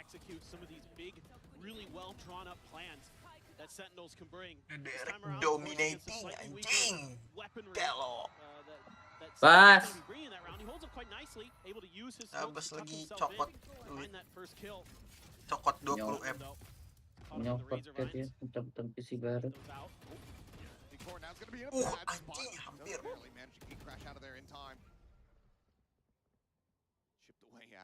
Zeken juga dikasih main dari tadi. Minum dulu agar segar. Doesn't matter whether it's Lotus or Haven, C site is something that they're going to be usually interested in. Second going to be spotted. There's the reveal. Mako playing off that beautifully. No. Camera again. It gets pinged immediately by the Sentinels players. After it gets that freebie, now they're going to try to shift over towards A. All four of the remaining players here. Swings, instantly finds a headshot. Is all help. Salvos similarly sent out to just try to go ahead and further delay this approach. Sent from here, very committed. Back, stuck, connecting, flushed out, taken down. However, another pick in. Zelsis will hit the floor. 2v4 now. Just trying to get into the site to get that spike planted, but the readjust from Frame is clear. Selamat makan. And it's just flawless. little things for the Sentinels Lawless. Siapa Derek menang? Atau Abbas Cutie? Abbas Cutie. Abbas hitam. Nih. Boleh. Jangan.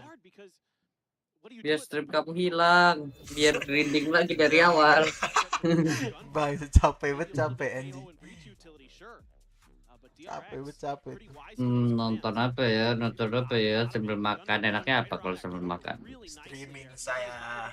Mamang kuliner. Ngapain gue dengerin suara gue sendiri? Nyet. Gue nonton apa ya? Ken and Grad kali ya? Ken and Grad atau ini Next Carlos. Ken and Grad dulu baru Next Carlos. Tuger One Cup aja bro. Mengapa harus Sintayong? Mengapa harus Sintayong yang harus disalahkan? Mengapa harus Sintayong? Brought out of the playbook here. Two stingers, sheriff at hand for Bang. They had a firepower here, but they're gonna have to close fast. They're gonna have to close distances. They want to get real value off of these stingers here in hand. John QT's got that all. If they can get into a close plant, they can make this difficult. A lot of util dumped early. Make sure that Freen can get a counter Armageddon of his own. And Gunman has the gate crash, so wants to play aggressively. Snappy with a burst, and he'll be able to get a second fadeaway shot. Puts John QT on the floor. Again, not going to be able to come to play here. Free along the side, sending out for the concuss, the chase into the back. Second going to be fully flashed. Anjing semuanya flash. Flash di mana-mana. Pusing. Bang good for one, but now it's all in narrate. Flashback. Pushing. Semuanya anjing. From DRX now, showing something we haven't seen from them yet in this half. Get really aggressive to make sure they can take that orb, and then Hyunmin just taking a page out of some other teams' book that I've seen where they get really aggressive against ecos. Just want to try to shut it down. And of course, the risk reward there is to drop a gun over, but it's a great escape by Bane, and he got that kill. Unbelievable. Minor shrugs, and okay. I guess that worked out. And he not had the flash set up, would have certainly been dead, but another pacey start here from the side of DRX, looking to just chase forward. Coming into a very aggressive position once more. Like that Celsius is sticking around here, making sure that this flank is accounted for. Try to make a bit of a pivot towards B, but this time around DRX has changed their Cypher utility. There's a tripwire right at the front of B.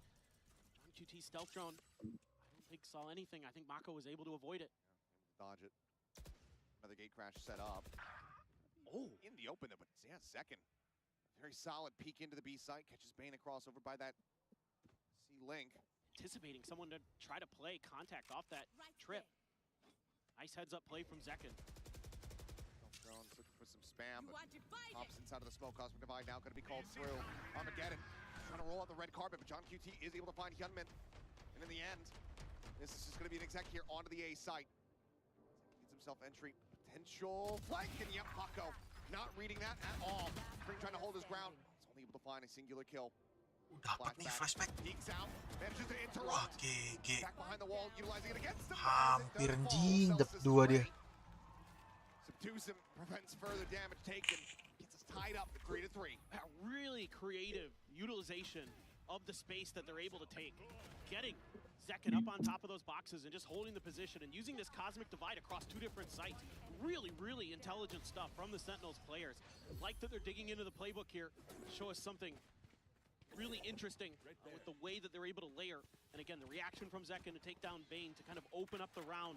Those first kills, something that Sentinels at times have struggled with. They're usually able to bounce back in some of those 4v5 situations. Their sheer ability to fight back is impressive. Nightman hasn't been going for an operator.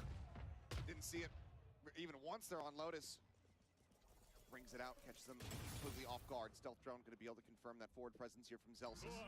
Press not going to be found.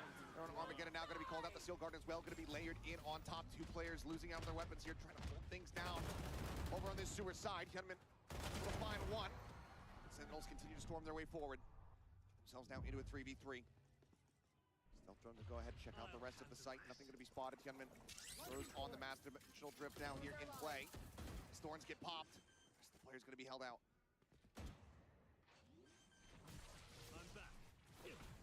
Stucking, setting on a flash. Nothing going to be found there. Mako eliminated.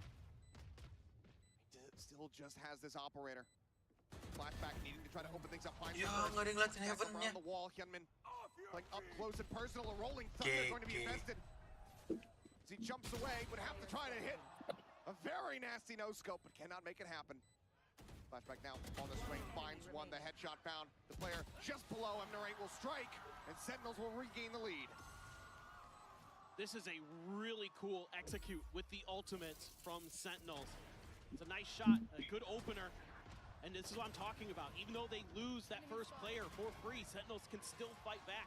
And this time, it's using the Armageddon to force the players into that corner. They've been noticing that Freeing is really liking to play at the top of short A, and then they can use the Steel Guard and it catches two, and that's basically 2 free kills. So they're able to take the 4v3 man advantage on their way into the site. Really good stuff from Sentinels. Curious now, another round drops for DRX. Termi's gonna go for that timeout. This time around, grabbing the orb. Gunman though, try to play aggressive out of this smoke again. Push, but Zach can snap it and readjust and doesn't even take a lick of damage. Guardian now left stranded here at a long. With that stinger pushed up down into sewers. He's very much considering the swing. Being here alongside him, they do it to stay stagnant. That's a Sheriff and a Stinger in hand for those 2 players. Bane with a Ghost. Shotgun all the way on the other side of the map for Freeing. Sentinels seem committed to this A hit.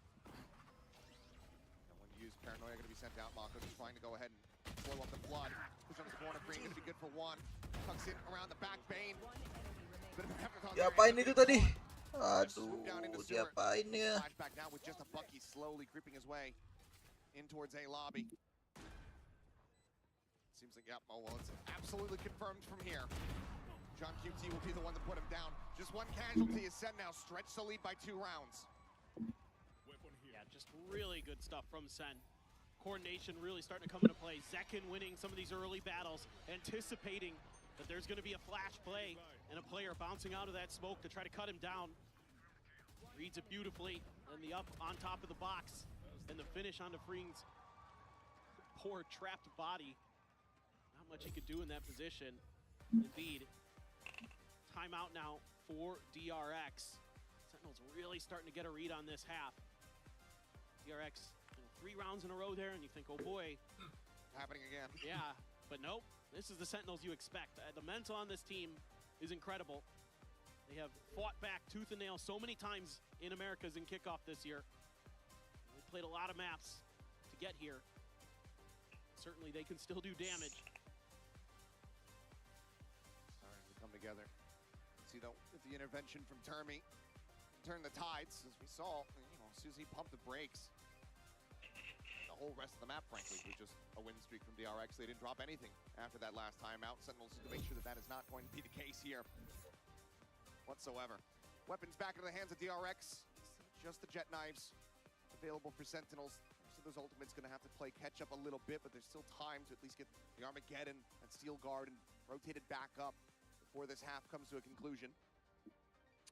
You've got a Rolling Thunder and a Neural Theft.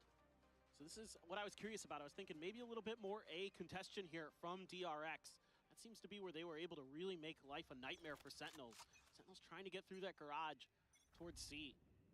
Was really challenging. So instead now, they're going to be able to push out pretty early, get some info. See if they want to aggress towards Sentinel spawn or not. Cam is heard. Gate crash set up. There's the back garage window there for Hyunmin. Get out of my way! Widely flashback, likely just going to have to concede the space and wait for everybody else to get clustered up. It's going to be an immediate TP. Mako rotating over as Tripwire.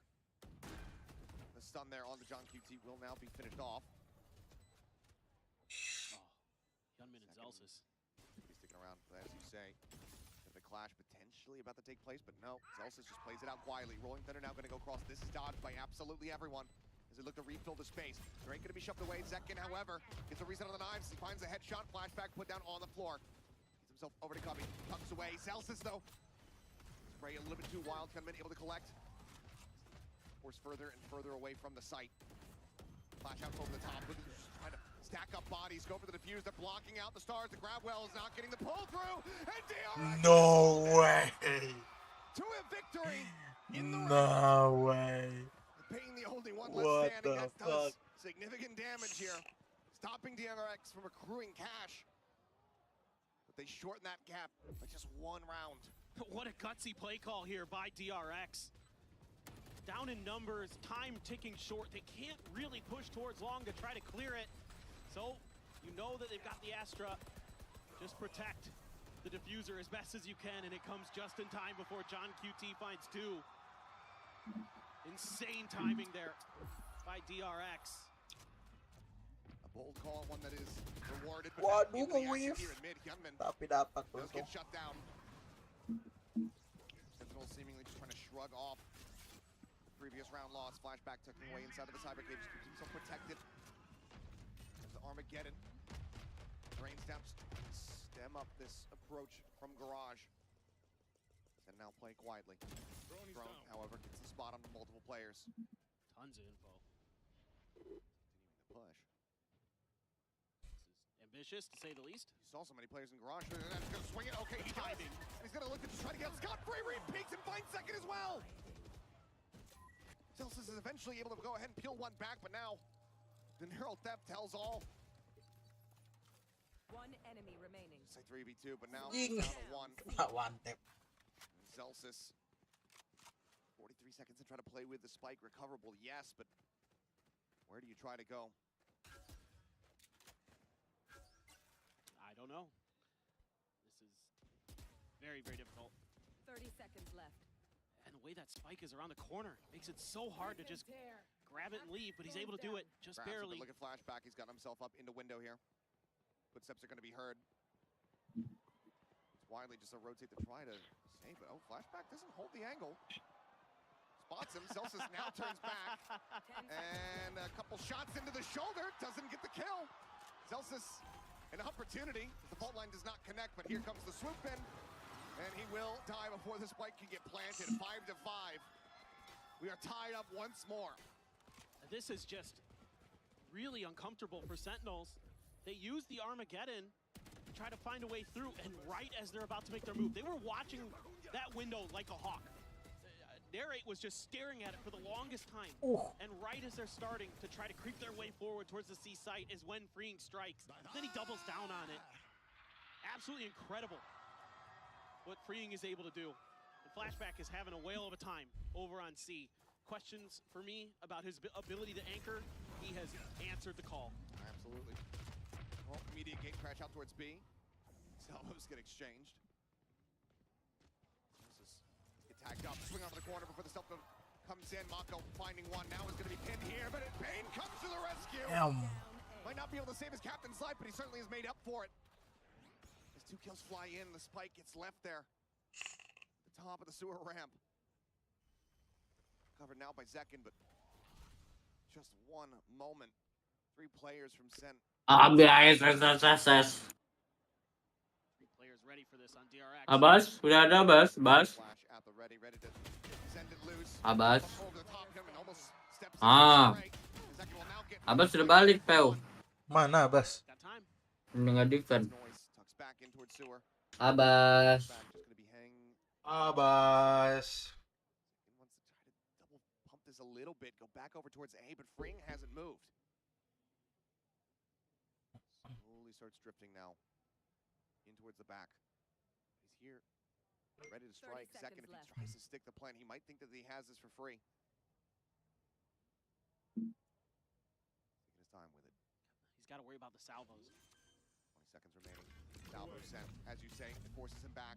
15 seconds now remaining in the round. Second will get another opportunity to go for it. Sticks it down, but now flashback is here.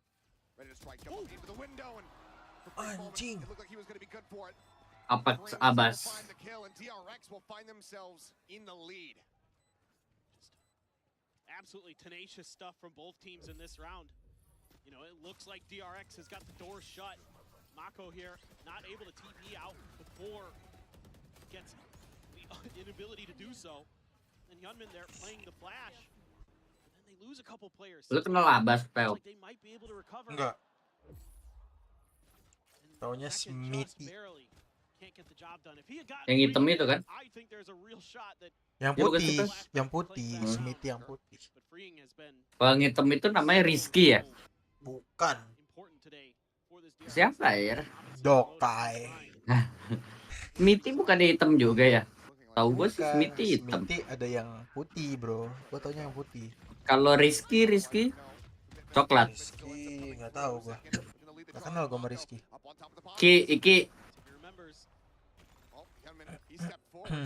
Iki Dokai.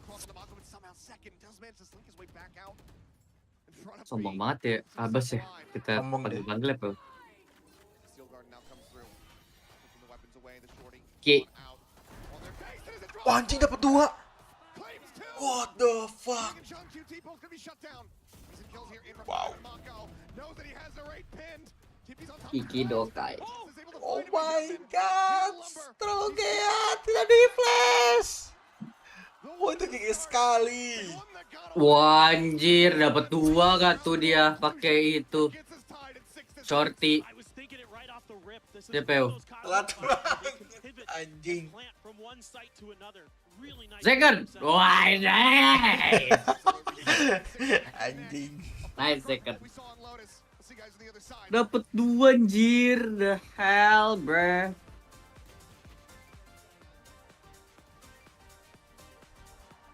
Zayken. Nih, kayak kibat John Cutie coy. Zayken. Dinginan Ko Aaron gak sih? Ko Aaron. So cold, Shioki. Enggak lah. Kalau Aaron masih, kalau dia nge-clutch atau gimana, dia masih kayak seneng gitu loh, kayak ada ada reaksi. John Cutie coba lu lihat, menang aja diem anjing. Tapi Aaron so good. Enggak John Cutie. Yo, dari ganteng aja udah kerenan John Cutie aja. Gantengan Abbas. Ya Allah.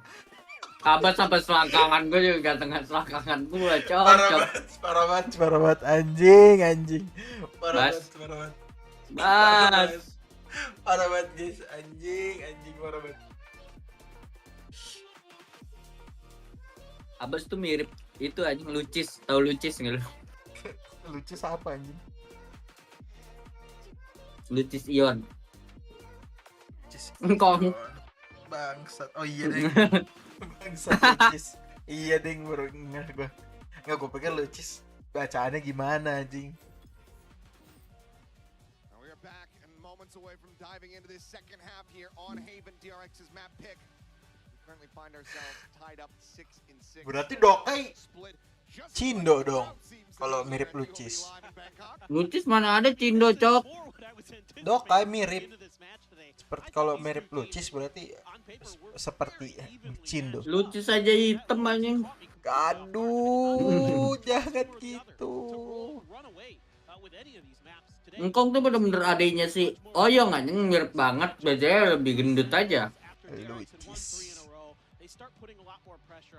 Oyong kan hitam kurus. Kok orang Bangkok gendut-gendut semua ya? The fuck? Kan tuh ini penontonnya tuh gila, gede-gede semua anjing makin berisi. Babi mulu gak sih? Bener. Tapi kan itu Shanghai kemarin aturan kayak begitu mah bangsat. Cina mah makannya bebek anjir. Enggak juga bangsat. Ah juga yang babi. Bukan maksudnya bebek. Bangkok kan Apa namanya? Nontonnya gua. Gede non. Ini makanan nontonan wajib di rumah Mas Farhan nih. Tontonan ini. Oh, kita bikin yang kayak Arab di rumah Farhan gimana, Bro? Boleh. Oh, Kalau di tengah. itu seru, Bro. Enggak, maksudnya tontonan kalau lagi makan tuh pasti nontonin ini di Indon. Iya. Oh. Nah, kita bikin ini, Bro. Ada sofa, ya kan? Ada TV besar. Tinggal bikin. Yang nonton cuma Anton sama Ansel anjing. Aduh. Nanti kita undang Mas Gana. Undang Mas Gana. Undang Dokai lah. Undang Dokai, Oyong. Kita undang. Absolutely crazy stuff, just individual mechanics shining through for DRX. You can see Glow just pointing at it, saying, that's our guy. That's why we picked him up. Goodness.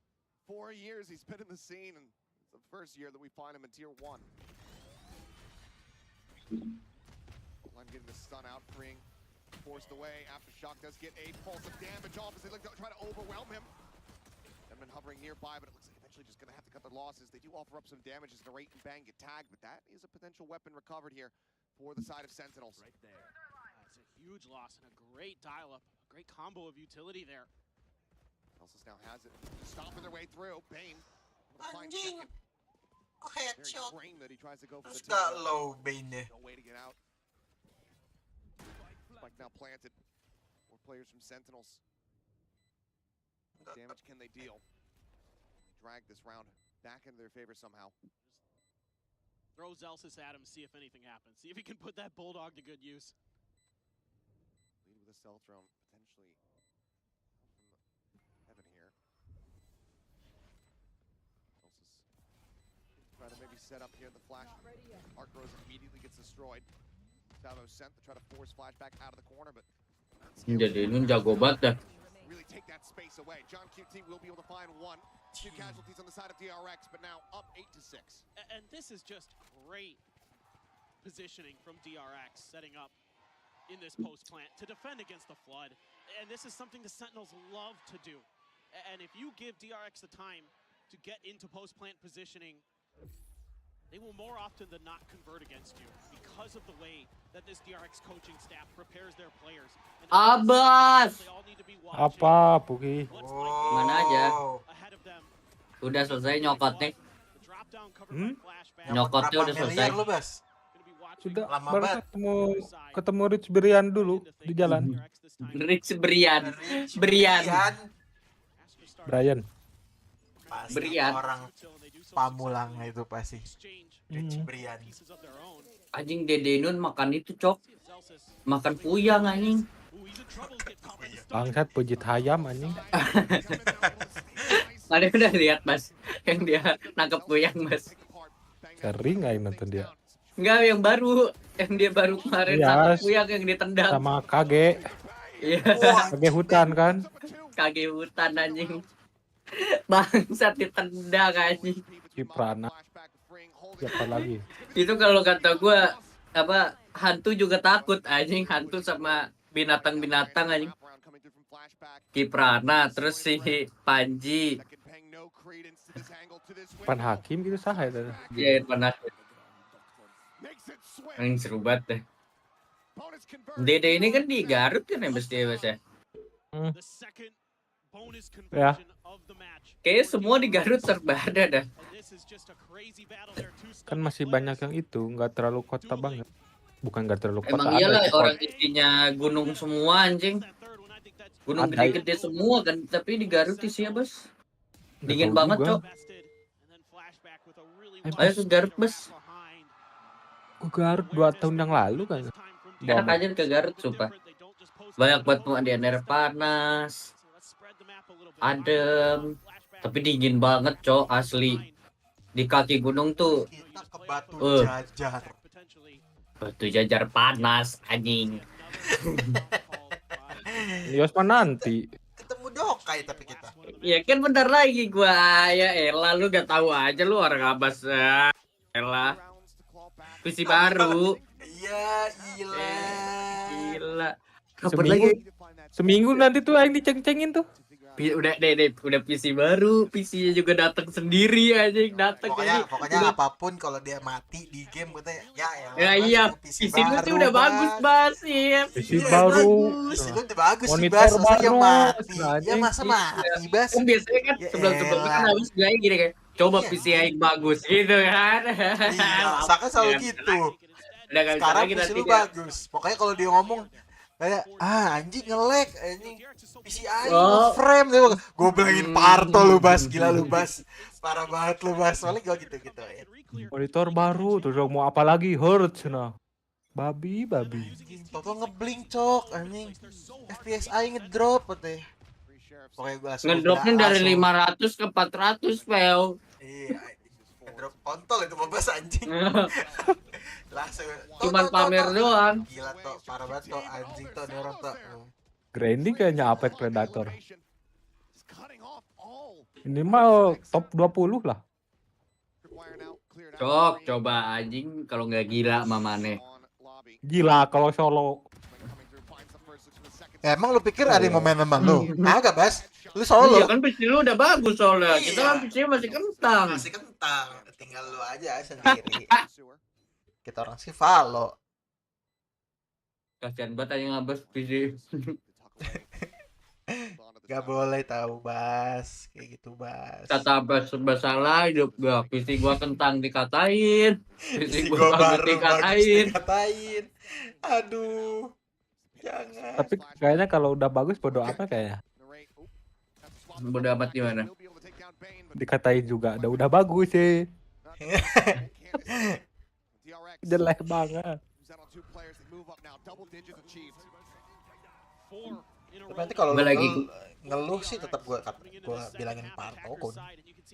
Gue sih ngebayangin mukanya kemarin anjing lucu banget tuh pas itu. Monitor udah 144 masa masih ngeluh nah. Kayak 240 deh yang datang. Nah, no. Terlalu gede ya. Mending tukeran sama gua Bas. Ini Bas. PC-nya kan juga baru, nggak pakai persimpangan yang lama. Mending tukeran Bas. 240-nya kasih ke gua, lu pakai 165 gua. Kirim Nah, ke tapi Lampung kayak- gitu ya. Enggak, kayaknya begitu dah PO. Nanti 240-nya gua ambil alih. Gua butuh anjing kontol. Gua ambil alih 240-nya. Berbagilah Gua. anjing. Tidak. Project Dapeo sedikit saja. Tidak ada project dapeo. Kamu jual saja motor kamu yang mahal itu. Motor kamu ya. Iya. Gua mabes nggak punya apa-apa ya Bas ya. Mio dijual dapat apa Bas? Mio dijual dapat apa Bas? Anjing. Dapat Tek 30 VGA. 3060 juga kurang, Pel. Iya. Dapat jing 1050. Dapat kalau kejual 6 jutaan anjing, kejual 4 juta enggak, Cuk. 1050 bisa build PC 6 juta itu, Bas. Mau nyetip ya Bas ya. Kalau tahunnya balik saat ke 1920 enggak, Pel. Dan 2020 lama banget anjing, motor juga belum keluar. Ya, tahun 2019 sama 2020 nggak bisa anjing. Kena yang habis 10 dulu. Apa? Build PC habis 10. Oh, mana mahal banget sih, Bas? Semua baru. Berarti mana tuh beli pas yang lagi mahal-mahalnya ya? Sama. Abas beli itu sama kayak gue juga. Soalnya gue build PC yang i3 Gen 9. Kan waktu itu kan Gen 10 kan belum keluar kan, Bas. Masih Gen 9. Terus gue beli 1650 Super. Cuman habis 5 juta. Nah, pas 1050 Ti itu 3 jutaan. Anjing VGA aing 1650 Super. Kan 1650 Super kan keluar paling terakhir kan, paling baru. Maksudnya di antara 16 series lainnya. Itu gue beli baru 2,2. Ya, kalau aing mahal tuh mahal di PGA lah. Pokoknya kan gue pas VGA belum ditimbun, itu kan ditimbun kan VGA gara-gara buat mining. Iya sama mining tuh sama Covid juga kan.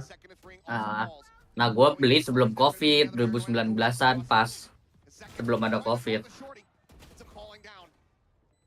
Gila PC gua, tapi gua nggak punya monitor dulu karena gue mikirnya cuma buat apa? Cuma buat main FIFA sama NBA doang, anjing nggak buat main game e-sport.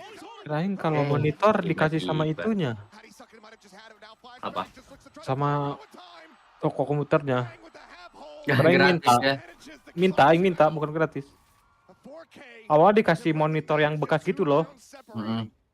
Pas sampai ke rumah kan bawanya pakai motor kan. Goyang-goyang kan.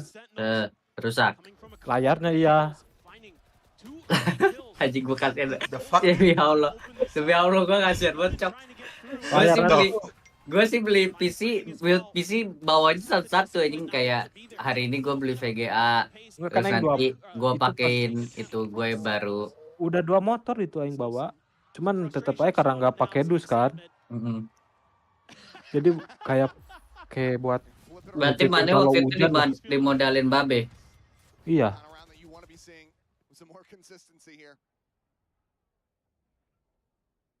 Lalu lagian kenapa nggak lanjut nguda lagi? Bas kan lebih banyak cuannya. Nguda Nanjut. Kuda. Enggak lah anjing. Kan bukan lebih banyak Bas cuannya Bas. Banyak kalau gede bandar. Jadi bandar. Dapeu, mampus Beden. Halo Beden. Stream Dapeu ya. Gua angkat tangan gua nggak ikutan, gua cuma nonton, gua cuma watch party. Gua nggak denger, emang ngobrolin apa sih? Gua juga nggak tahu. Halo Beden. Banyak ngobrol gitu udah banyak. Dapeu di itu ya, Dapeu di mana namanya? Di Bandar Lampung. Nama aslinya Nama aslinya Sentinel kalah udah. Gak apa-apa. Gue pokoknya gue gak denger, gue cuma lihat tadi itu di one tap. Tadi GG sekali. Yoro mau one tap Jet sangat GG. Terus gue nggak tahu lo orang ngomongin apa gue. Kuda putih. Ini Yorunya bukan Yoru tim Liquid anjing. Ya emang bukan anjing, Hyungmin mah jago. Kalau misalkan Yoru gua ya.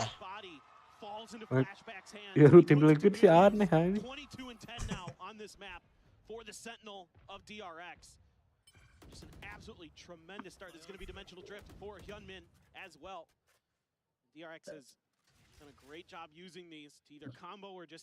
Aduh, tidak ada Mei. Nggak lolos ya DFM ya? Iya. Raja dari segala raja DFM. Tapi nggak lolos. Tapi DFM sekarang udah improve banget anjing. Udah jago. Ngulangin perek anjing 13-1. Bayangin. Harus ada yang ngimbangin Mei-nya anjing. Ya kan makanya ini kan udah ganti roster jago yang sekarang. Mei-nya gendong sendiri, literally sendiri. Mei itu istilahnya kayak aspas anjing, tapi bedanya lebih sakit aspas.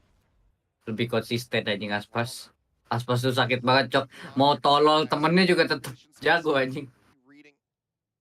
Dia pinter anjing kalau misalkan temennya bodoh. Kalau aspas tuh kalau aspas tuh plusnya gini, Bas. Dia walaupun kalau lagi temennya bodoh, dia tuh ngebet temennya. Kan kalau Mei mah ngentri terus anjing. Temennya tapi nggak bisa itu anjing, nge-thread kadang-kadang. Ya kalau aspas pinter, dia ngebet temen-temennya. Dijual temen-temennya. Mainnya mati anjing, nggak ada tuh menang round. Kadang-kadang.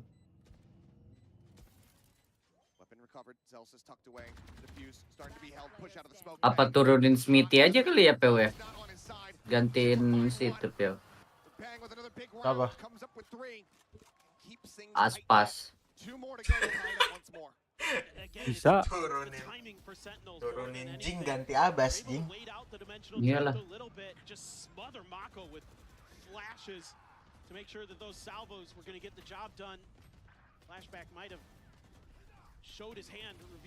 Oh sekarang T1 ya yang masuk kan? Gara-gara gak ada kokoh tuh masuk tuh. Kokoh. Emang kalau bodoh ke kokoh. Emang kalau ada kokoh gak masuk Bas? Enggak, kemarin kan enggak pas dia main.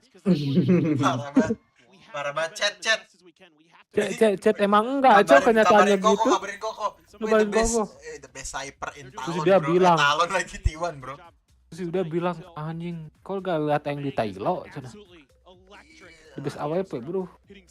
Kan Jadi itu di best CS. AWP anjing. Beda itu beda game. Beda zaman. AWP juga sih itu juga jago anjing next Jack. Oh, itu beda game gak sih? Jagoan gua. Tapi di awal-awal Valo next Jack AWP sakit anjing dia. Quick scope-nya. Karena dia udah tua aja, makanya dia nggak lanjutin main. Kalau misalkan main sakit ya itu. Emang jago AWP kan, dia emang user AWP kan. Mau main Valo, mau main CS juga jago AWP-nya tuh dia. Apalagi PB anjing, gak game gampang. PB AWP-nya gak beli yos anjing, bisa dipakai terus. Iya. Enggak, maksudnya dia main CS juga jago AWP-nya si Next Jack. Emang dia player AWP gitu loh. Emang jago pakai AWP. Oh, berarti pas pakai pandal nggak jago gitu. Enggak, seriusan jagoan pakai AWP. Dia nyabun. Oke, Berarti dia gak bisa tuh main bener kalau dia gitu. tuh segimana bisanya lu lihat aja nonton Next Jack. Dia pakai AWP terus anjing. Pokoknya kalau dia nggak pakai AWP dia biasanya pakai shotgun. Next Jack tuh. They tried to use a flash timing to set up Hyunmin's teleport, but Bang turns it and kills him instead. Finds Bang, the second spamming through his ini own saha smoke. Bang Astra. He has really Bang stepped Kong. up for Sentinels to put him right back in this match. Now DRX gonna have to try plan B. Will that actually be Oh, jadi pengen main Valo ah. Main Pep. Watch party. Nonton. Watch party bro. Ah, kalah juga anjing DRS. Kalah DRF. Clutch ini. Selama flashback belum mati clutch.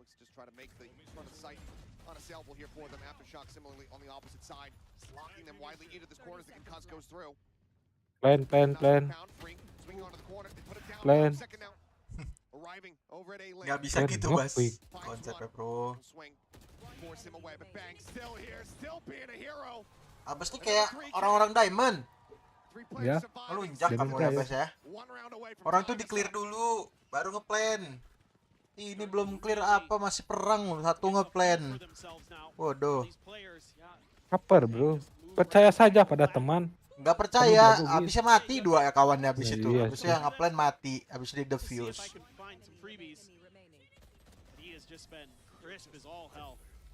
Tolong ya adik-adik yang main Valorant nih dengerin kata-kata saya. Clearkan dulu site-nya. Baru Kalau ada AB dua-duanya clearin A sama B. Ya lu tiba-tiba plan masih kawan lu perang, lu ngeplan anjing yang seharusnya bisa lu apa namanya bisa nge-backup kawan lu 2 lawan 1 dijadiin 1 lawan 1 kawan lu mati kelar ente sama aja gua mau main di rank Imo mau rank Asendan mau rank bodoh semua.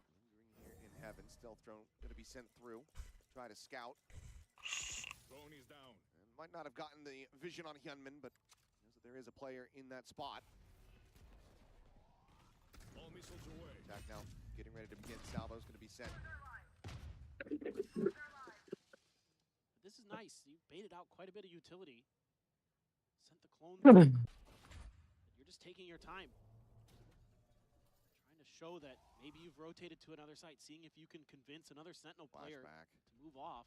Pushing up in towards B. Smoke there. Cage going to be popped. Trying to create some of that pressure. This is right there alongside it. Oh, John. Meanwhile, here, in heaven, John QT opens things up. Hyunmin going to be shut down. Gantry power widely taken away from DRX. The second continues to play forward. Narrate here backing him up. 20 seconds remaining. Set kah? Tidak harus masuk saja. Have to try to ham fist this one in the team, but continue to bleed out. Members of Flashback comes up with 2. John QT able to trade one back. Nice. Ya kestan anjing. Desperately trying to get himself forward here onto the side with the up again. It's going to be called in. Ya nggak bisa ngeplan. Cuts off the sight. Does he find a tiny sliver? It looks like he Oh dapat. Bisa. Holy shit. Tapi ini ngeplank nih si Jelsis. Dapat. Jelsis harusnya dapat. Tidak. Tidak tuh. Itu one tap deh apa ya. Itu udah harapan besar tuh di Jelsis jing. Iya anjing. Harapan besar tuh. Ah mati anjing ini sama Bane. Pegang drone. Gue juga berharap banget itu Celsius bisa dapetin anjing, baru Renner menang anjing. Kagak anjing. Wantep. Anjing. POP. POP lagi ngejiggle. Mana POP-nya mana? Oh my word. It's outrageous. And then Mako. Tapi yang bisa gagal masuk gagal itu sih flashback dapat 2-nya. Iya. Dapat timing dia anjing. Iya. This is where it all comes to a conclusion. Or can Sentinels give us our second time out of the day? Iya sih. Dapat nih mati ku antep ngentot. Langsung ya. Ya, Mati. si Beng lari ke kiri.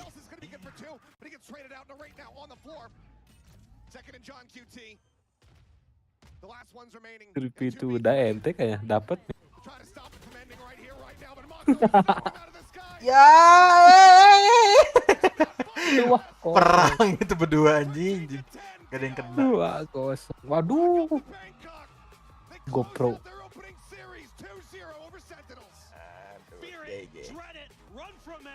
DRX is unstoppable in group stages of international events. It's a completely different looking team in a lot of different ways than Ih, baju Sentinel tapi agak bagus gitu ya. Mau beli lo Bas, merchant-nya? Anjing mahal, Cuk. 300.000 paling Bas. Alah, kok 300.000. Lah, mau berapa anjing? 500. Jersey biasa soalnya. Tapi kan asli itu. Lu bikin aja anjing di Bandung jersey 1. Udah jadi. Bro. Sablonan beda, sablonan. 70.000 jadi. Sablonannya beda. Sponsor. Bisa lah Bas. Tapi lu dapet KW-nya aja.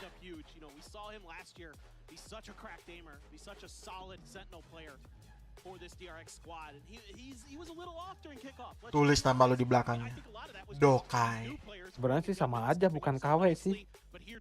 Ya sama aja.